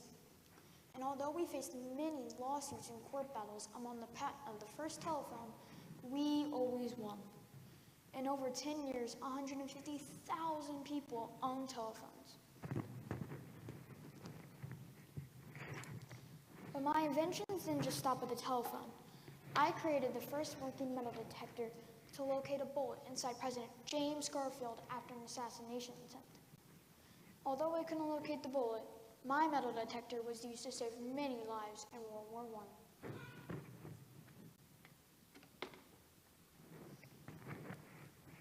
Sadly, I died at the age of 75 years old.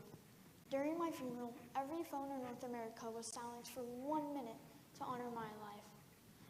Just remember this: the only difference between success and failure is the ability to take action.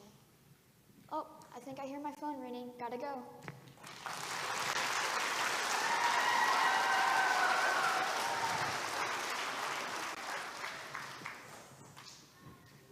What do you think was your most important invention and why? What was my most important invention? It would be the telephone, but also the metal detector, because the metal detector helped locate landmines so people wouldn't step on them, and it helped locate bullets inside people's bodies, but the telephone helped people communicate better with each other.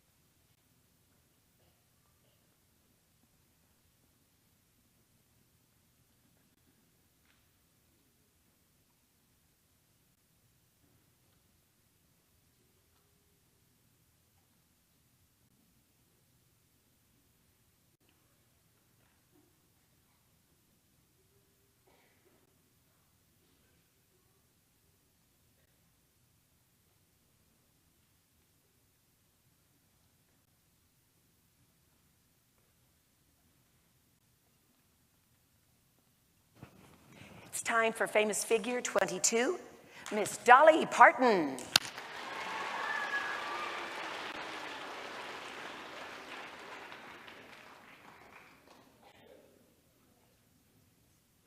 Jolene, Jolene, Jolene. Oh, hey y'all, I'm Dolly Parton.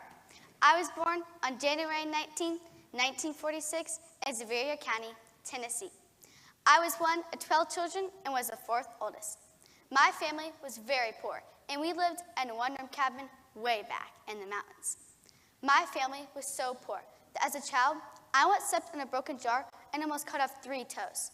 Since we couldn't afford a doctor, my mother sewed the toes back on herself. My father was a farmer, and he worked construction jobs to supplement the farm's small income. My mother cared for a large family. But even though we lived in poverty, my parents made sure that we didn't feel poor. We were a very close family, and we had a great faith in God. We had just one book in our house, the Bible. My father never had a chance to go to school because he had to work to help the family, so he couldn't read or write. I hated school, and the classroom was always hot and sweaty. Just seeing a school bus would depress me, but I was determined to make my father proud. I graduated from Sevier County High School in East Tennessee in 1964. At graduation, the entire class was asked to stand up and talk about what they wanted to do in the future. I stood up and said, I'm going to Nashville, and I'm going to be a star. I was devastated when everyone there laughed at me. My first exposure to music came from my mother, who sang and played the guitar. At just 5 years old, I wrote my first song. The song was Little Tiny Tassel Top, and it was about my corncob doll. Since I wasn't old enough to write, my mother would help me compose a tune, and I would perform it on the front porch, or I'd sing to a tin can mounted on a tobacco stick. At age 6, I sang my very first audience at my grandfather's church, and by age 7, I learned how to play the guitar. I had my very first professional singing gig at the age of 10. My Uncle Bill introduced me to Cass Walker, who had his own radio and television show. I wasn't shy, so I marched right to Cass and told him I wanted to work with him, and he let me sing on my show. I recorded my first song at age 13, and that same year, I sang to my very first performance at the Grand Ole Opry. The day after I graduated from high school, I moved to Nashville. My first success came as a songwriter, and I wrote several Chinese singles. In 1970, I finally had success as a solo artist, and I had numerous solo hits, including Joshua, Coat of Many Colors, Jolene, and I Will Always Love You. I'm one of the most honored female country performers of all time. I've earned 11 Grammy Awards, have a star on the Hollywood Walk of Fame, and I've been inducted into the Country Music Hall of Fame. I've been married to Carl Thomas Dean since 1966. We don't have any children. I'm in the lives of millions of kids through my Imagination Library. I wanted children to have books regardless of their family's income. The Imagination Library mails one book per month to each one child, from the time of their birth until they reach kindergarten.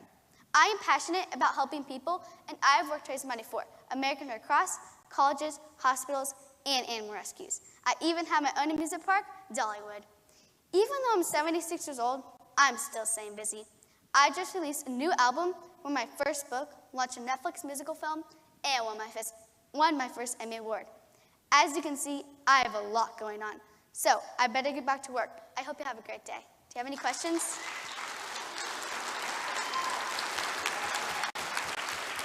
Miss Parton, you wrote so many wonderful songs. Surely you can pick your favorite. Which one would it be? My favorite song is Coat of Many Colors because it is about my mother and my family. Thank you.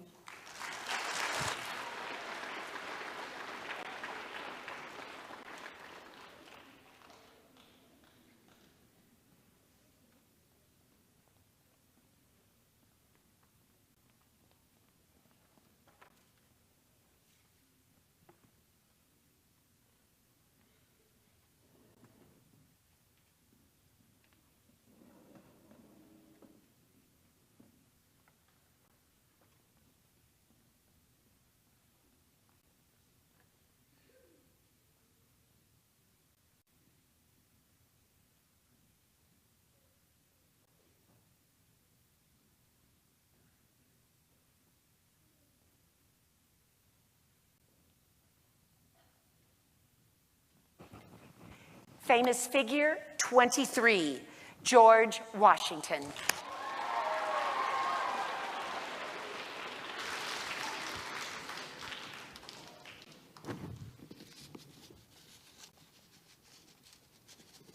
No, that's not the law I wanted.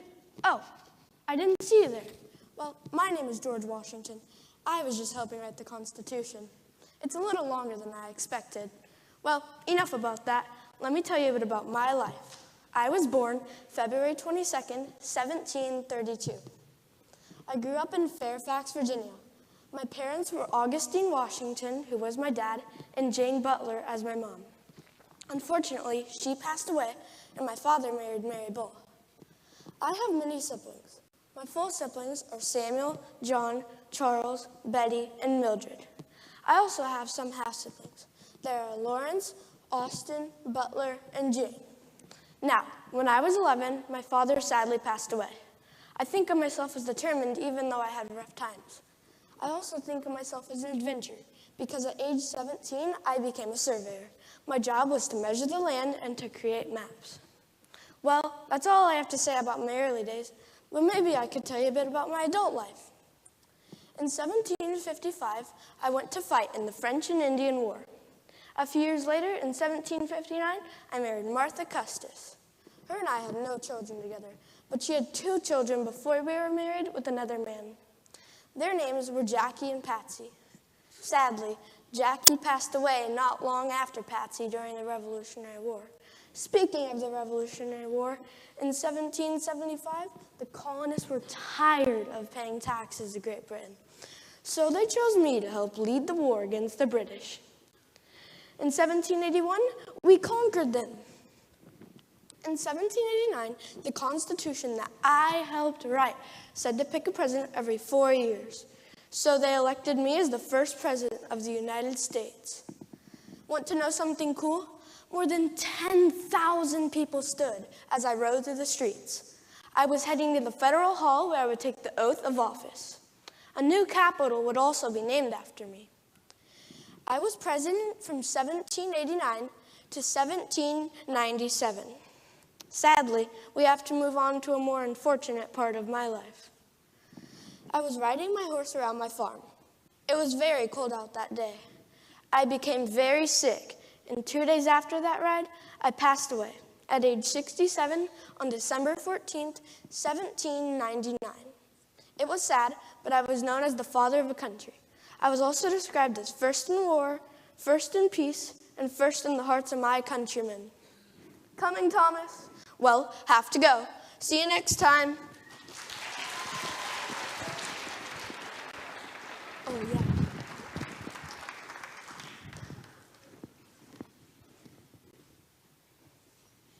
What do you think your classmates can learn from your experiences? That you can do anything if you set your mind to it.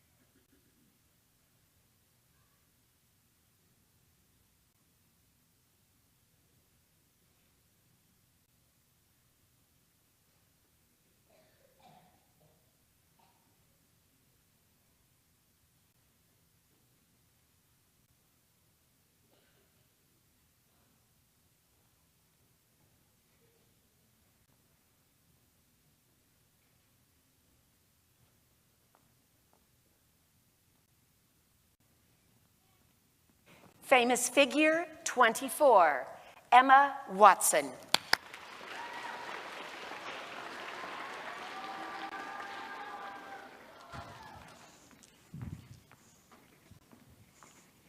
Hello, my name is Emma Charlotte Duer Watson, and you must be the audience for my speech today. I was born in Paris, France on April 15, 1990. Both of my parents were lawyers. At the age of 5, I left with my mother Jacqueline and brother Alex to Oxfordshire, England after my parents' divorce in 1995. I went back to London on the weekends to stay with my father Chris. I've known that I wanted to be an actress since I was very young and got my start at acting when I won a poetry competition at the age of 7. I attended Dragon School, an independent preparatory school in Oxford, England. Then I attended the Headington School. I took lessons for singing, dancing, acting, and performed in school plays at the Oxford branch of Stagecoach Theatre School. I had never acted professionally before my teacher suggested me to agents for the role of Hermione when I was 9. It took 8 auditions, but I got the role. In 2001, I played the role of Hermione Granger in the first Harry Potter movie, Harry Potter and the Sorcerer's Stone, when I was only 10. 5 years later, in the year of 2006, I considered leaving the Harry Potter franchise. I felt lonely at times and the fame was overwhelming. Luckily, I decided to continue the film series. As a teenager, I tried to get rid of my child star image and started modeling. I was on the cover of Teen Vogue in 2005 and graced the cover many more times. In 2014, I enrolled as a freshman at Brown University in Providence, Rhode Island, where I enjoyed playing field hockey. I attended the University of Oxford for 1 year and graduated with an English degree from Brown University in Providence, on May 25th, 2014.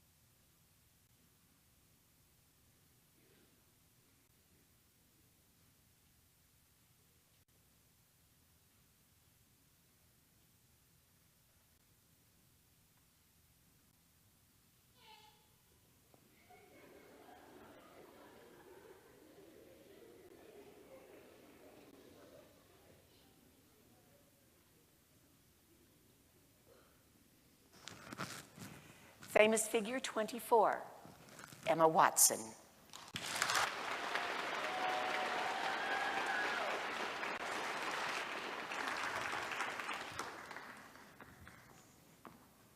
Hello, my name is Emma Charlotte Duer Watson, and you must be the audience for my speech today. I was born in Paris, France on April 15th, 1990. Both of my parents were lawyers. At the age of 5, I left with my mother Jacqueline and brother Alex to Oxfordshire, England after my parents' divorce in 1995. I went back to London on the weekends to stay with my father Chris. I've known that I wanted to be an actress since I was very young and got my start at acting when I won a poetry competition at the age of 7. I attended Dragon School, an independent preparatory school in Oxford, England. Then I attended the Headington School. I took lessons for singing, dancing, acting, and performed in school plays at the Oxford branch of Stagecoach Theatre School. I had never acted professionally before my teacher suggested me to agents for the role of Hermione when I was 9. It took 8 auditions, but I got the role. In 2001, I played the role of Hermione Granger in the first Harry Potter movie, Harry Potter and the Sorcerer's Stone, when I was only 10. 5 years later, in the year of 2006, I considered leaving the Harry Potter franchise. I felt lonely at times and the fame was overwhelming. Luckily, I decided to continue the film series. As a teenager, I tried to get rid of my child star image and started modeling. I was on the cover of Teen Vogue in 2005 and graced the cover many more times. I enrolled as a freshman at Brown University in Providence, Rhode Island, where I enjoyed playing field hockey.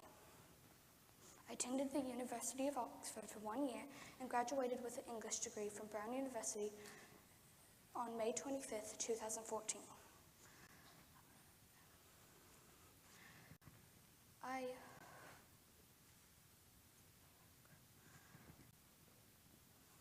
That same year, I was appointed a UN Women Goodwill Ambassador and spoke at the UN headquarters about the launching of He for She, an invitation for all genders to support feminism. In 2016, I started an online book club called Our Shared Shelf, a club for interested readers to read bi-monthly books about feminism. I was very closely identified with the character Hermione, so in 2017, I starred in other films, including the live-action Beauty and the Beast.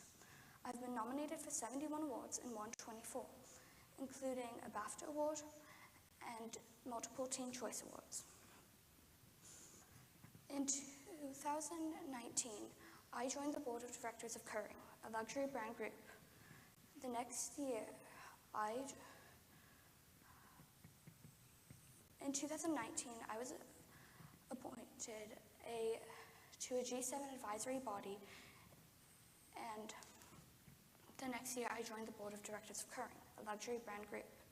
In 2022, I appeared in the 20th anniversary Return to Hogwarts. Some moments were very emotional, but I would definitely come back again. Throughout the years, I've learned that hard work pays off. Many times I have felt discouraged and wanted to quit some of my roles in acting altogether, but I kept going. Well, that's all the time I have for today. Goodbye.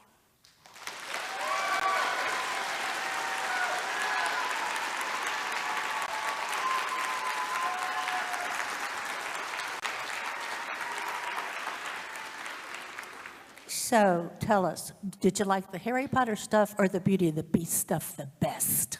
Well, I liked Harry Potter more because I felt like more people saw me as Hermione than Belle. Thank you.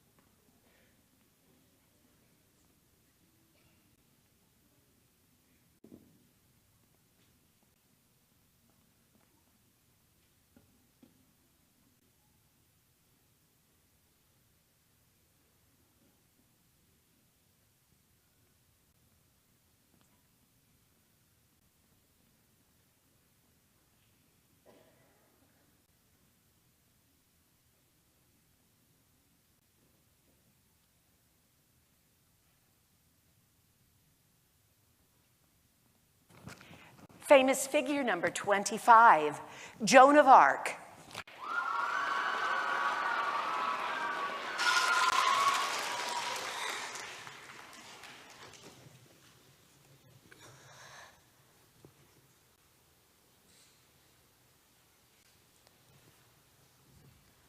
Yes, yes, I will serve God's will and save France. My name is Jeanne d'Arc, and that was only the beginning of my story.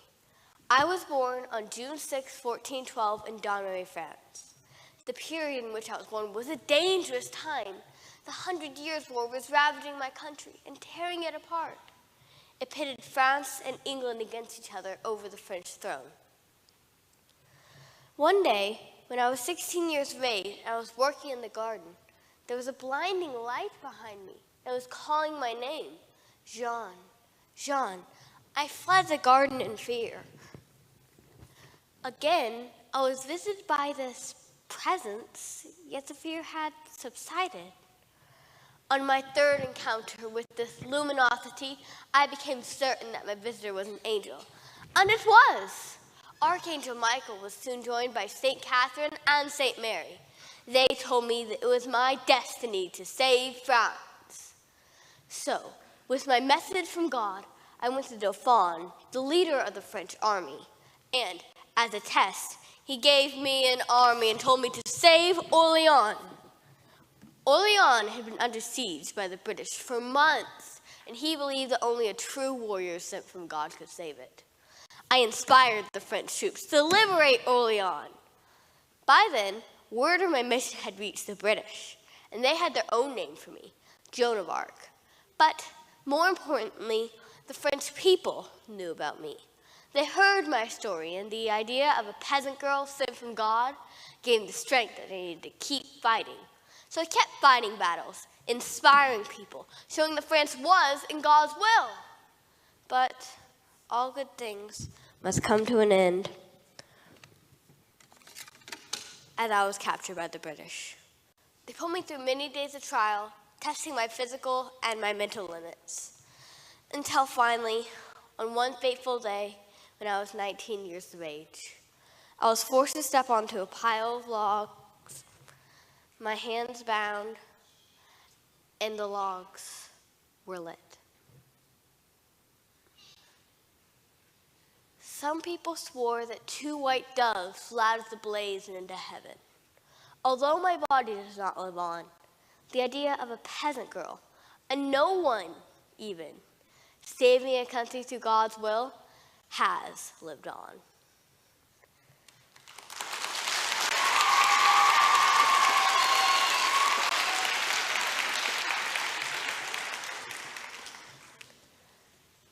What do you think that young people can learn from your story?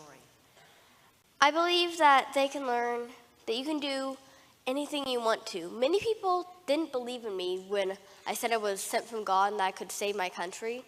But by ignoring them and finding the people that really helped, like my brother Pierre, they showed the world that we can do anything we want to do.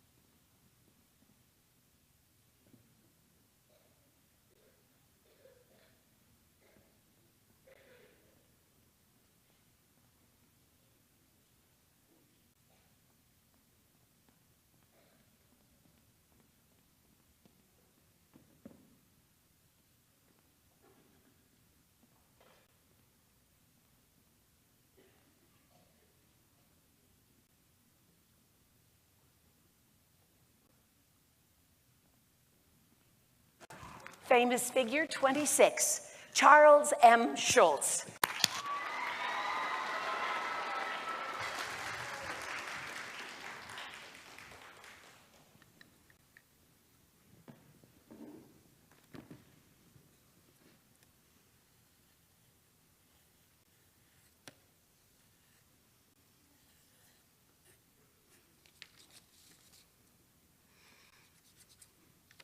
Oh, hello there.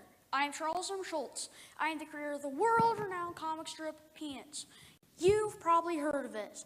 It contains characters such as Snoopy, Charlie Brown, and Lucy. Anyway, let me tell you my life story. I was born on November 26, 1922, and died on February 12, 2000. I was fascinated by cartooning at an early age. Proof of this is the fact that me and my dad Carl had a Sunday morning ritual in which we read the Sunday morning comics.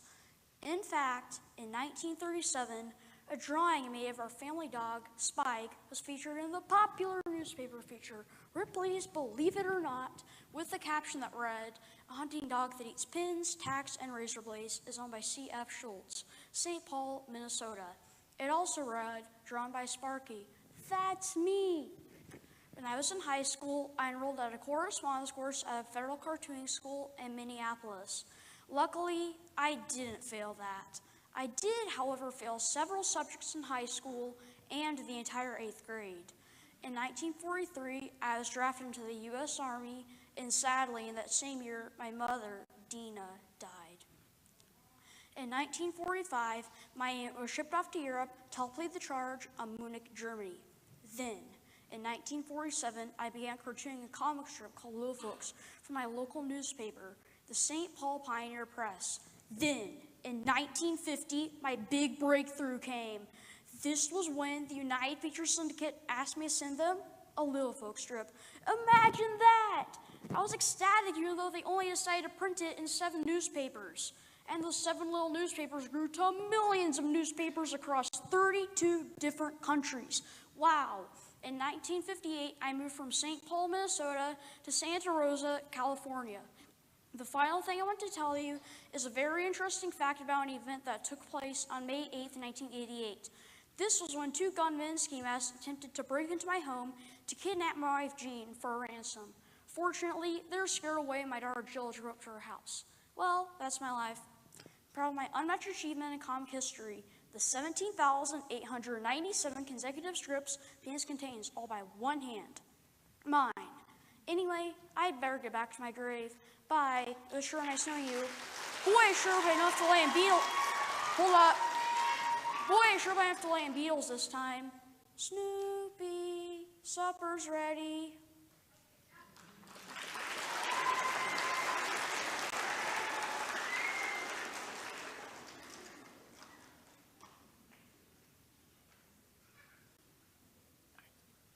So when did he get the name Snoopy?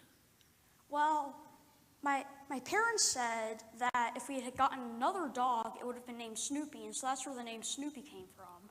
Okay, thanks.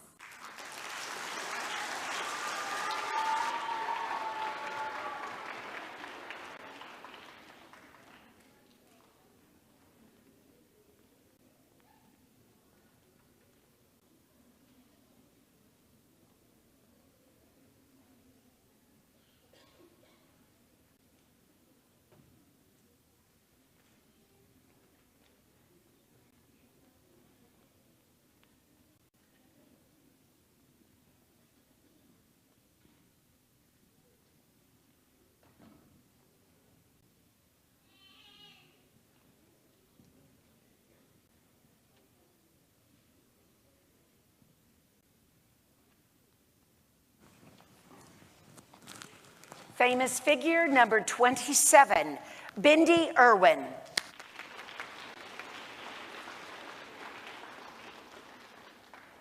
There's that darn brown snake. It's gotta be here somewhere. Crikey, you scared me. What are you doing all the way across the ocean at Australia Zoo? That must have been a long trip. Well, now that you're here, I might as well tell you about my life. Hi, I'm Mindy Sue Irwin, but some people may know me as Baby Wildlife Warrior. I was born July 24th, 1998 in Booterham, Australia. I got my first name Bindi from my dad's favorite crocodile, and I got my name Sue from a family pet who sadly passed away due to cancer. My parents are Steve and Terry Irwin.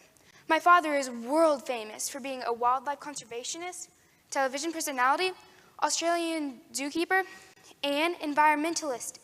At only 8 months old, I got bitten by a snake. That was the first time I had ever been injured by a wild animal. Even though that happened, I still love animals. I was homeschooled alongside my brother. Robert Clarence Irwin. Part of my daily schooling was learning about animals and how to take care of them. My mother and father were very fond about teaching people about animals. My father died at age 44 when I was 8 due to a stingray barb to the heart. He died doing the work he led with animals. I don't hold a grudge against stingrays. In September 2006, when I was 8, I was focused in a magazine called New Idea. I appeared in the magazine due to my active role with animals. I had my own show called Jungle Girl, where me and my family would look at the dangers towards animals.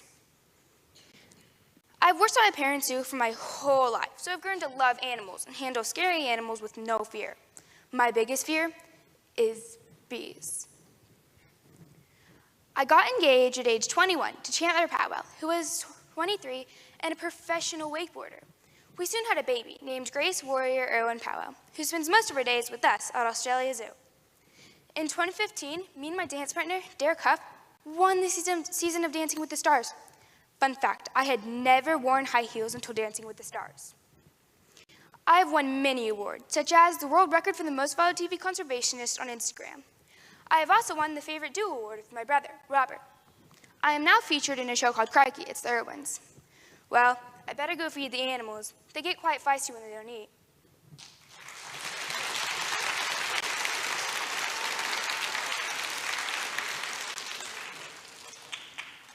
What is your favorite animal and why? I'd have to say my favorite animal is the koala because they smell like mint due to them eating eucalyptus leaves.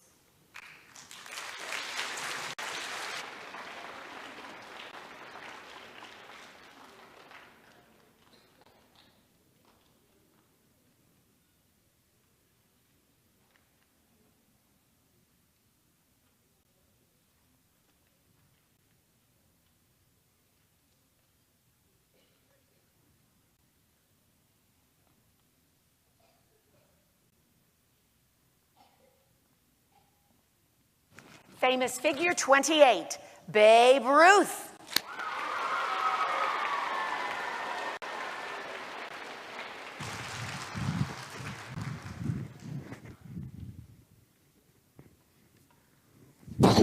Gone!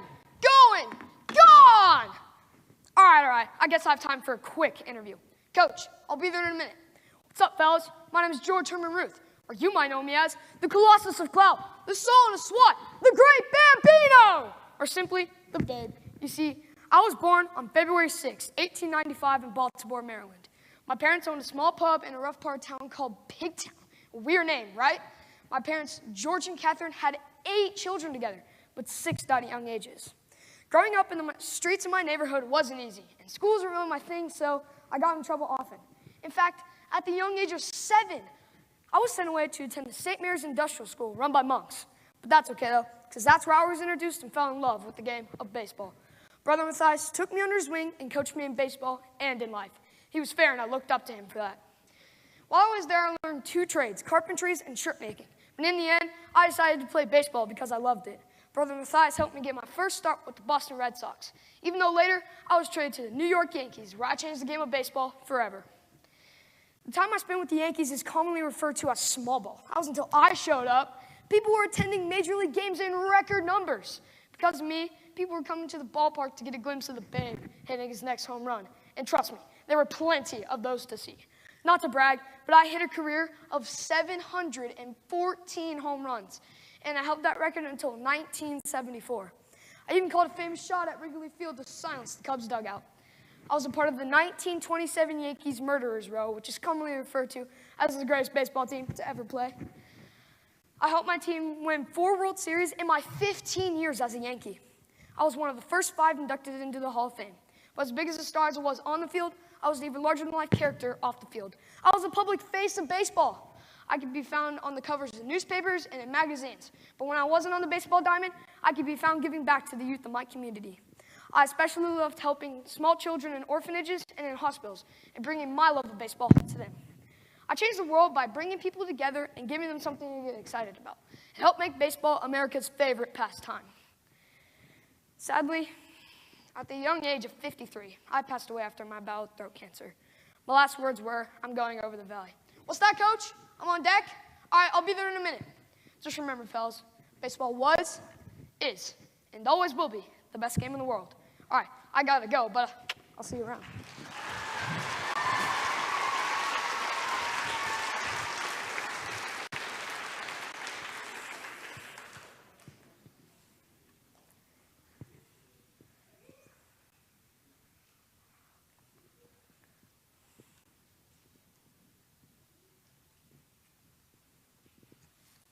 Do you remember when you made your first home run?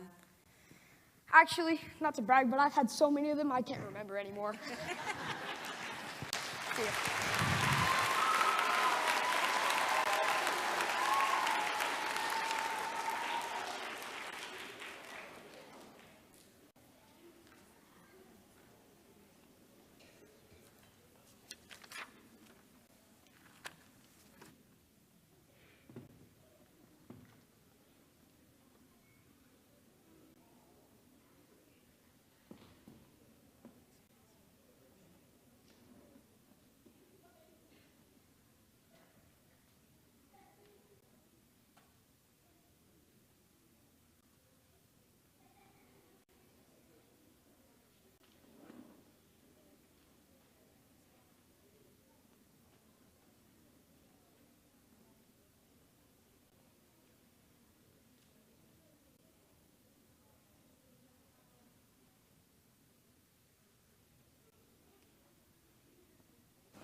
Now it's time for famous figure number 29, Rosa Parks.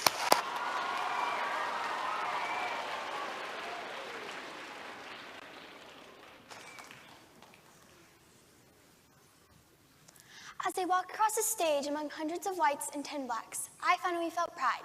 I was one of few who had a high school diploma. Oh, sorry. I was just finishing writing the manuscript to my first book, Rosa Parks, My Story. Hello there, I'm Rosa Louise Parks. Pleased to make your acquaintance. I was born on February 4th, 1913, in Tuskegee, Alabama, as the eldest child of James and Leona Macaulay. I grew up in Pine Level, Alabama. I also have a younger brother, Sylvester. I grew up in middle class, but I was treated like dirt because I'm black. In 1924, I moved to Montgomery to go to a better school. Then in 1928, my nice, awesome school closed, then burned down sometime later. When I was 16, I left high school to care for my family while my grandmother was sick and later died. When I was 18, I met my future husband, Raymond Parks. Soon, I was engaged, and then in December 1932, I became Rosa Parks. It was a beautiful wedding. I had multiple jobs. I was a tailor, a nurse's aide, and what I'm most known for, a civil rights activist. Raymond encouraged me to go back to school. Then, in 1933, I got my high school diploma. 10 or so years later, Raymond got frustrated and dropped out of the NAACP.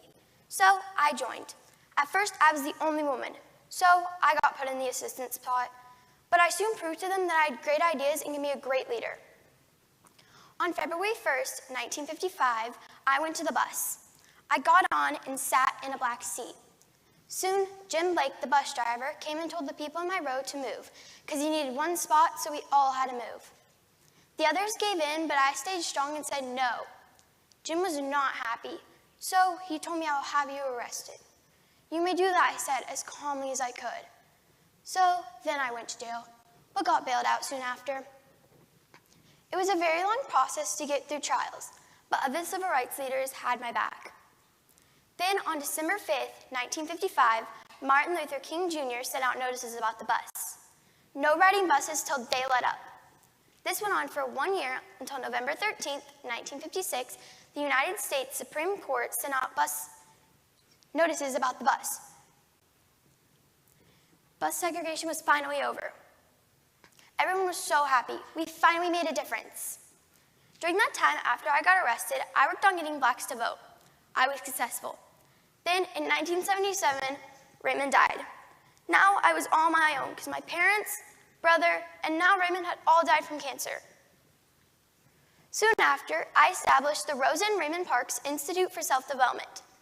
The next year, I retired after more than 20 years in the Congressman Conyers' office. I decided I would start writing. My first book was published in 1992. It was an autobiography called Rosa Parks, My Story. I wrote 3 other books. In 1996, I was awarded the Presidential Medal of Freedom. Life was great, but in 2005, I died from natural causes at 92. Even today, I'm recognized as the mother of the civil rights movement for what I did, because I changed the way white people see black people. I made a change in this world. Thank you.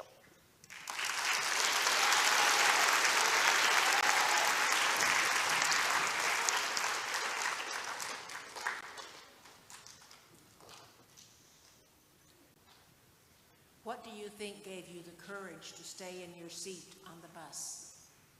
Probably I was just tired of having blacks give in to the whites. We just needed to stand up for once, and I was the person who started that.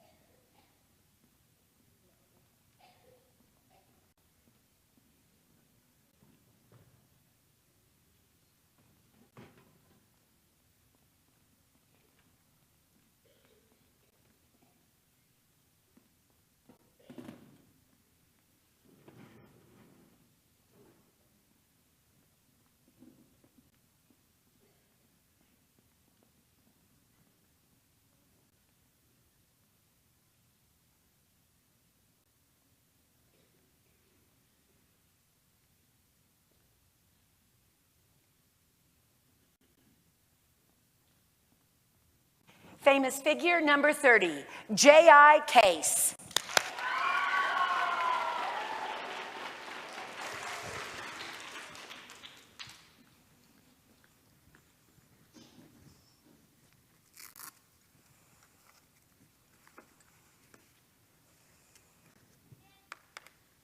Oh, sorry, didn't see you there.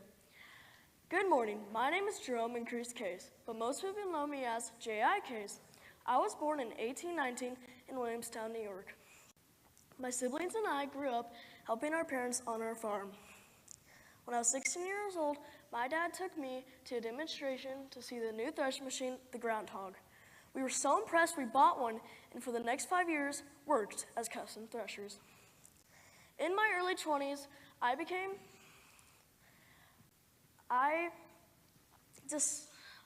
went off on my own to buy 6 groundhogs and several horsepowers or horse treadmills. Then I went to Chicago, Illinois, and sold 5 of my groundhog threshers, but kept 1 for my own threshing machine business. Then I moved to Racine, Wisconsin, and decided to design my own threshing machine, modeled after the groundhog, but with many improvements. People were so impressed with my threshing machine, I built a factory in Racine, Wisconsin to produce them. I was not even 30 years old when my company, the Case Company, became the largest employer in Wisconsin. Not long after this, I met and married my wife, Lydia Ann Bull. We had seven children, but only 3 of my daughters and my son Jackson would live to be adults. In my late 40s and early 50s, I became state senator of Wisconsin and mayor of Racine, Wisconsin twice. In my 50s, I was still developing farm equipment and even invented my new threshing machine, the Eclipse. The Eclipse set new standards in the industry. It was almost too powerful for animal power, so I started to look into steam engine power.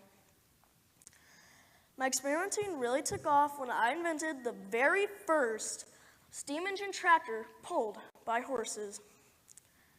As I began to retire, I became interested in racehorses. I named my favorite horse JIC. He was a record-setting, double-gated performer. That horse lived to be 30. In the 1880s, my company became known as J.I. Case Threshing or Case TM Company. We also invented a new threshing machine, the agitator. In 1892, I died of diabetic complications. My brother-in-law, Stephen Bull, became president of my company. My American legacy lives on today in the Case Corporation, known as Case IH. The Case Corporation has been a pioneer in manufacturing all-steel threshers, automobiles, gas-powered tractors, plows, and finally, combines.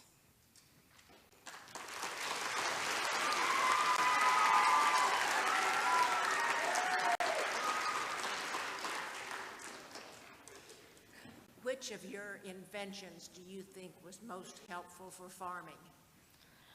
The new threshing machine by Eclipse, because that started a new line of threshing machines, basically.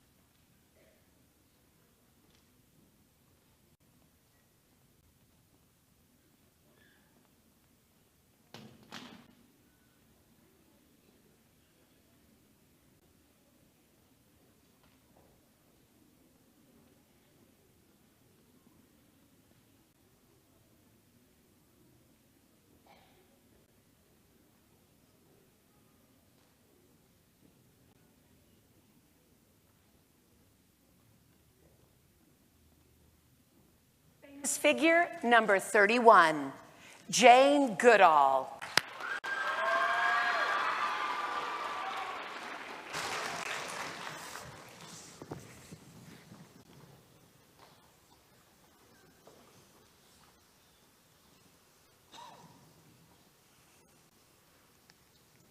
Do you see what David Graybeard is doing?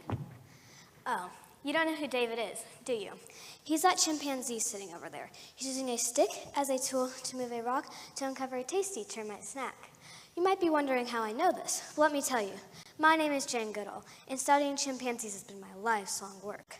I was born on April 3rd, 1934. When I was a little girl, my dad gave me a chimpanzee toy named Jubilee. Jubilee sparked my love for all animals, especially chimpanzees. Growing up, some of my favorite books were all about human interaction with animals. These books included Dr. Doodle, Tarzan, and The Jungle Book. When I was just 8 years old, my parents got divorced. I moved to England with my mom. My mom always said that if you really want this, you have to work really hard, take advantage of all opportunities, but don't give up. So I listened to her advice when I was 26 years old. I went to Mumbai to study chimpanzees. In 1964, I married Baron Hugo van Lawick. I also gave birth to my only human child, a son, Hugo. Baron and I divorced in 1974. A year later, I married Derek Bryson. Sadly, 5 years later, he died due to cancer. I was devastated. I went to Tanzania to put my focus on studying chimpanzees. At first, I had to stay far away from them. But as time went on, they let me get closer to them. They even let me pet and feed them.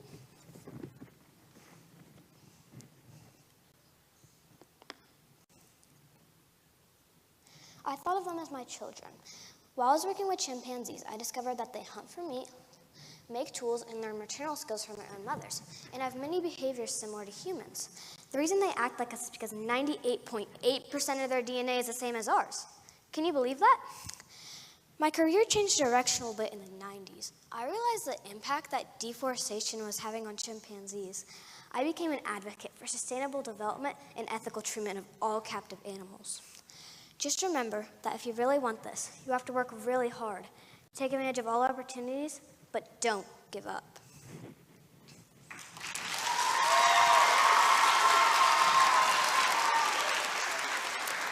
Sounds like most of your encounters with animals were pretty darn good ones. Did you ever have any scary ones?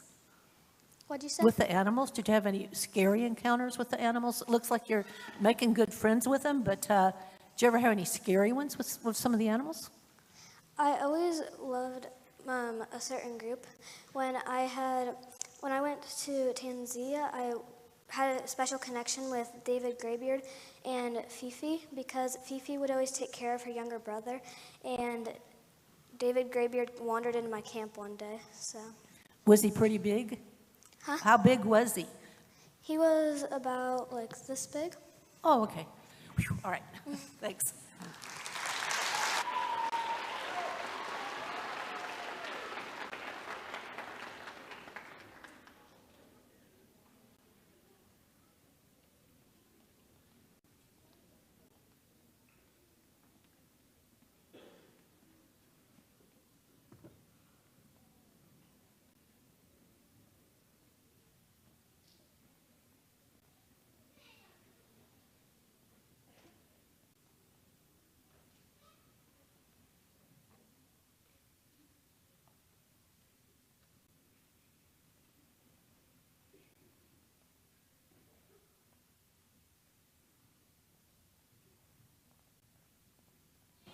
Well, we are about ready to bring this thing home.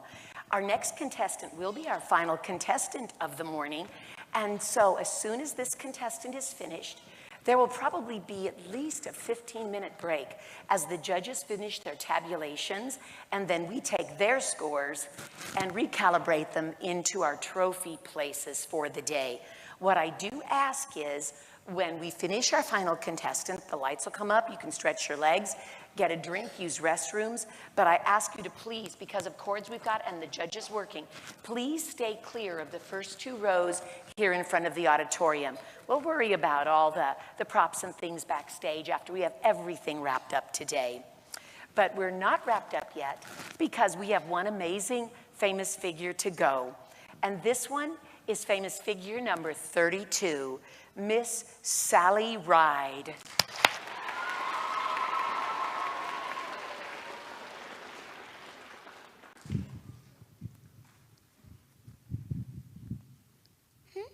Oh, give me a second. And there. Sorry, I was busy reading the next chapter in this book. I read lots of books in my childhood. I, Sally Ride, was born in Encino, California on May 26, 1951. My family consisted of my dad, Dale, my mom, Joyce, my sister, Karen, and me, of course. My house overflowed with informational books. Yeah, I read all of them at quite a young age. At age 5, I even read the newspaper with my dad. My favorite section was the sports section. I took great interest in sports and even thought my job would revolve around it. In high school, I got private lessons for tennis. Although, when I went to college and I got my master's degree and PhD from Stanford, I knew science was right for me. My parents were strong believers in going to school every day, yet they allowed Karen and I to travel with them to Europe for a year. Sure enough, when we got back, I skipped a whole grade. Later on in my life, in 1977, I applied for NASA. Just that next year, I was accepted. This was the first year women were being accepted into NASA, so you can imagine how ecstatic I was. Before you think I got accepted and then a week later shipped off to space, you'd be wrong. For 5 long years, I trained and trained with strange simulations, until finally, I was chosen to ride the Challenger in 1983. My crewmates and I's job was to send out satellites. My main task was to work the robotic arm, something I had created to easily deport the satellites out into space. After my journey, I was known as the first American woman to space and 3rd overall in the whole world. Not only for bragging rights, this achievement inspired me to become a role model for younger girls still in school. I did this by publishing many science books and even creating a satellite where students could take photos from wherever it was orbiting. The reason I was so focused on women's rights and education is because I, being a female astronaut, has proven that girls are so much more talented, intelligent, and braver than you'll ever know. During many of my interviews, the questions were very biased about my gender, so I learned to only accept a few that I trusted. Unfortunately, on July 23rd, 2012, I passed away at age 61 due to pancreatic cancer. I had known that I had this cancer since February 2011, but as you know, I don't like putting myself out there into the public, so only close family members knew. I feel as though I left my mark and influenced many women. For example, I gave courage to female astronauts and a feeling of acceptance to women in general of doing a man's job. Okay, Sally, humble yourself. Gosh, look how time flies. I better get back to reading or I'll never finish this book. Well, I'll catch you later.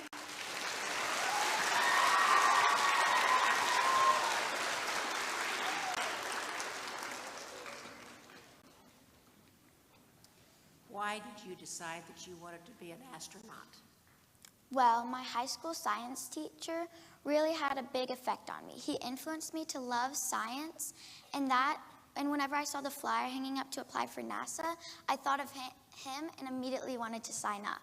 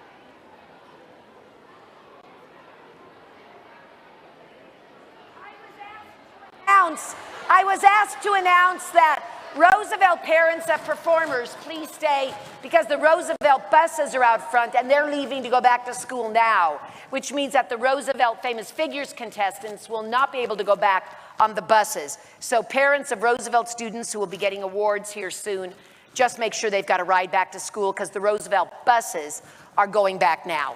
So thank you. We'll be back about 10.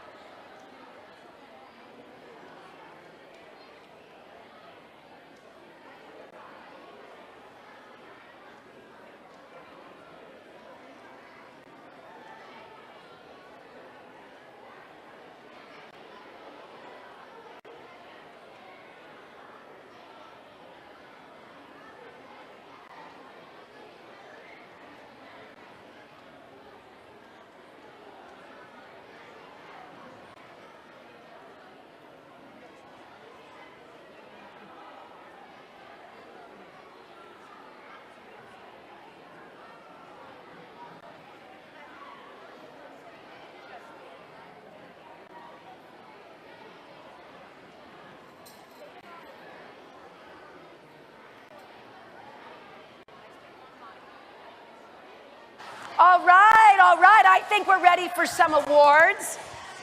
We're going to get there we go. I think my mic got back up hot.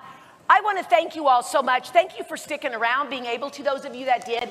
This was a fabulous morning, and I couldn't be prouder of these young people. As I stated earlier, they really have been consummate professionals and wonderful artists and nice, kind people through this whole process this morning.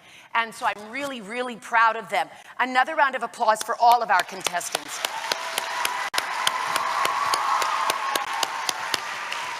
Just to make sure that we don't forget the people that brung us. It's got to dance with the ones what brung you. And I'm so grateful to the schools for participating. I'm grateful to our Hayes Rotary Club for sponsoring this for us. And in fact, all of the students whose names are read as getting trophies, once we get to the end, we actually give out the trophies.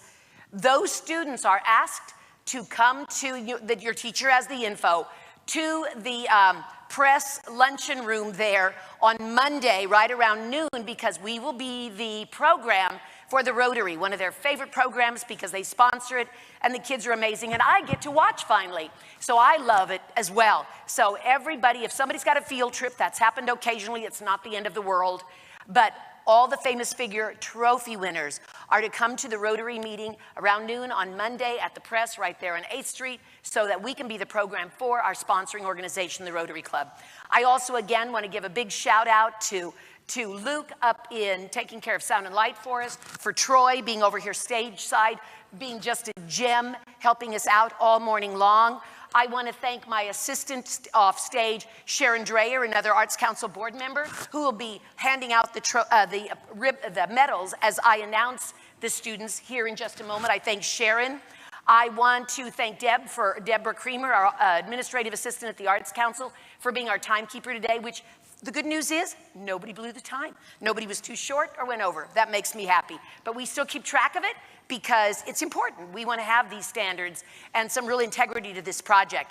And of course, I also absolutely need to thank our fabulous judges, Linda Homan, Marianne Thompson, Janice Lee, and Johnny Matlock, for a job I bet none of you would want to have today. Let's hear it for them.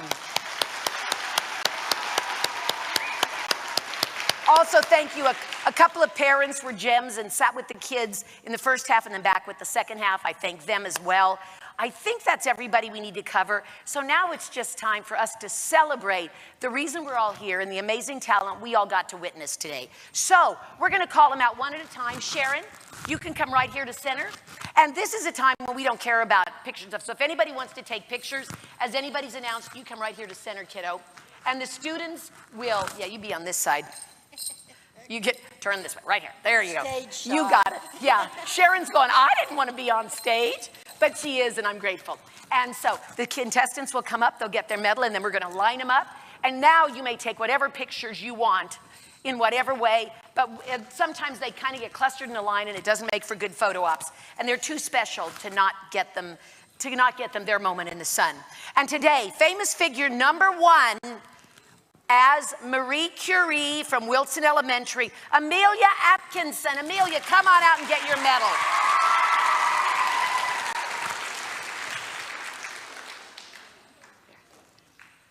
And right over here, Amelia. Stand right. And contestant number two from O'Laughlin Elementary, as Henry Ford, was Coulter Sanderson.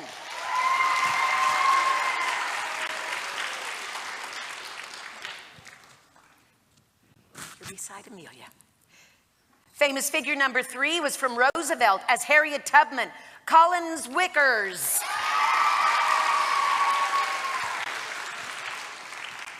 Number four was from Lincoln, as Milton Hershey, Ethan Ellis.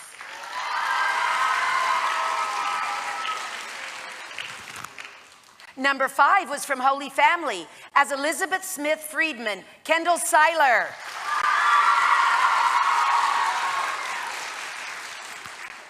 Number six was from Wilson, as George W. Bush, Isaac Shoemaker.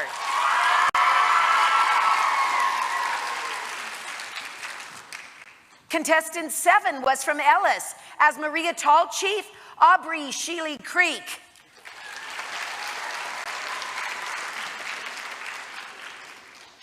Number 8 was from Roosevelt as Jim Thorpe, Jacob Liker.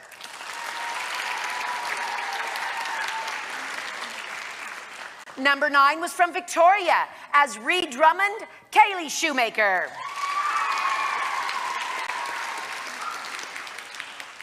Number 10 was from St. Mary's as Janice Joplin, Maggie Downing.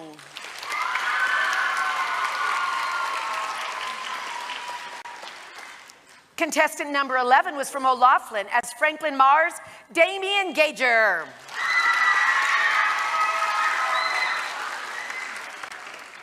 Number 12 was from Wilson as Laura Ingalls Wilder, Lily Dickman.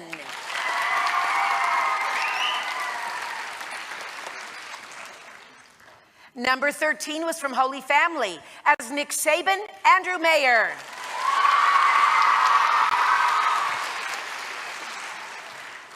Number 14 was from Roosevelt as Sacagawea, Kelly Green.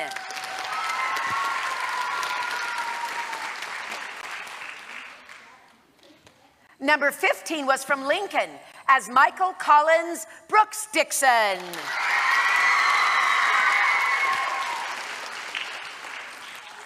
Number 16 is from O'Laughlin as Robert Ripley, Audrey Yarmer.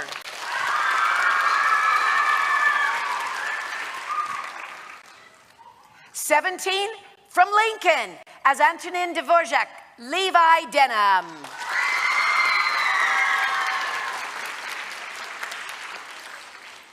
Number 18 from Roosevelt as Martha Graham, Ryland Pfeiffer.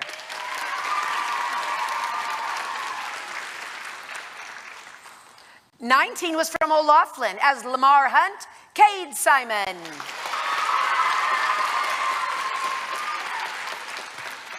Number 20 from Wilson as Carly Pierce, Lily Baskell. 21 from Holy Family as Alexander Graham Bell, Mason Rosine. 22 from Victoria as Dolly Parton, Maddie Robin.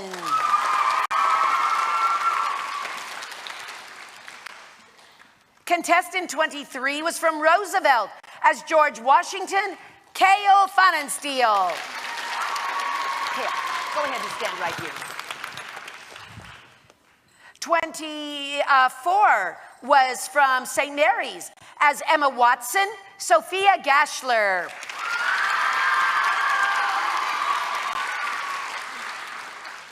'25 was from O'Laughlin as Joan of Arc, Evie Dietz.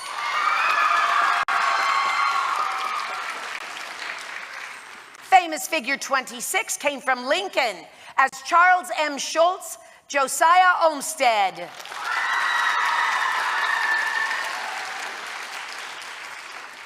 Famous figure 27 was from Ellis Grade School as Bindi Irwin, Madison Rummel.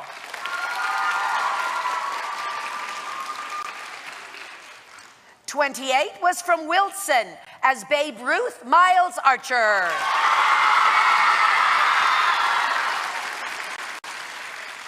Contestant 29 was from Roosevelt as Rosa Parks, Kirsten Gold.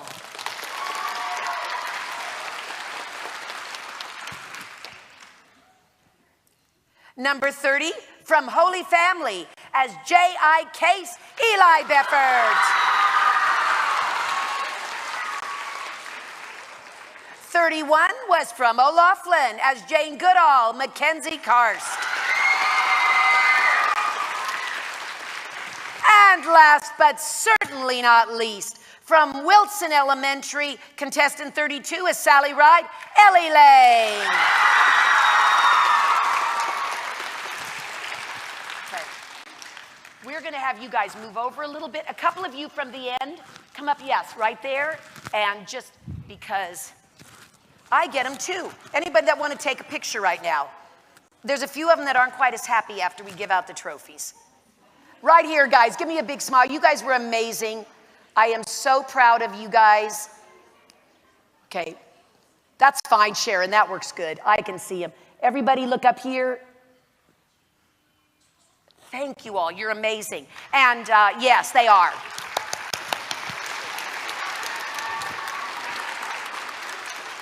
What they did up here today, most adults can't do, and they did it really, really, really, really well. And this is the part we've all been waiting for, is to see how the trophies work their way out. Again, we have a scoring rubric by which each of the judges worked independently. Every time they gave a contestant first place, that contestant got 7 points. If they gave a contestant second place, that contestant received 6 points. If they ranked somebody 7th, they got 1 point. We do trophies 1st through 5, but that allows us to carry it down. And we have 4 different opinions. Those 4 individuals worked independently. That's why we love bringing in such strong, wonderful backgrounds of people that we can really admire. And then we add all those points up, and that's where we get our final score. And with the way the points went this time, and it does happen, believe it or not, we start off with a 4-way tie for 5th place. So we have 1 5th place trophy today to give. The other 3 contestants will get their 5th place trophy on Monday at the Rotary meeting. I have our trophy person on speed dial. He knows he's getting a call this afternoon. I said, I'm sure there'll be, you know, ties. If not, no big deal. But if there is, you'll be hearing from me ASAP. He goes, I'll keep the supplies ready. So we're going to need him today. And so what we're going to do is we are going to call off the first of our 4 5th place finishers. And that is number 32 as Sally Ride, Ellie Lang from Wilson. There you go, Ellie. Congratulations. You just stand right on the other side of that little grate there. That way we'll be able to get a picture of all of you at the end. And the tie for 5th place, another one of the winners, is contestant number 26 from Lincoln is Charles Schultz, Josiah Olmstead. Yes, take your place, Josiah. Josiah, you will get your trophy on Monday at the Rotary, as will contestant number 17 from Lincoln, Levi Denham as Antonin Dvorak. And rounding out identical scores as they work their way across, identical scores, is contestant number 13 from Holy Family as Nick Saban, Andrew Mayer.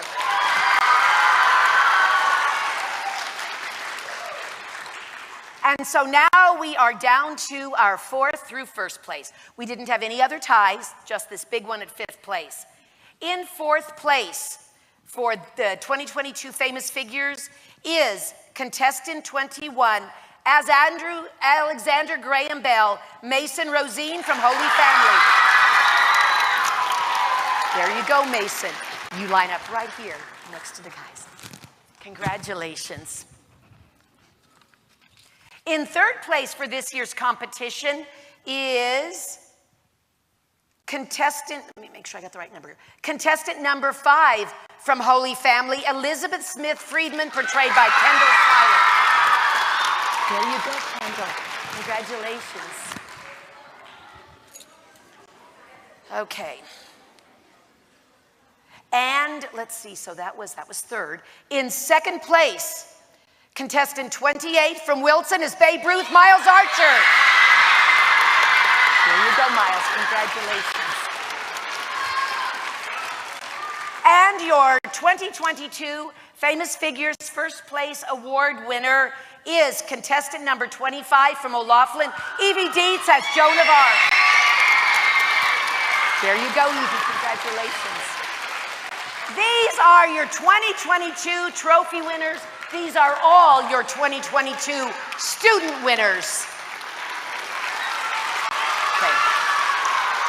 Okay, you guys scooch in a little bit together. Yeah, right there.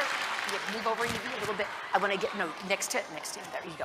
I want to get a picture of the award winners here real quick.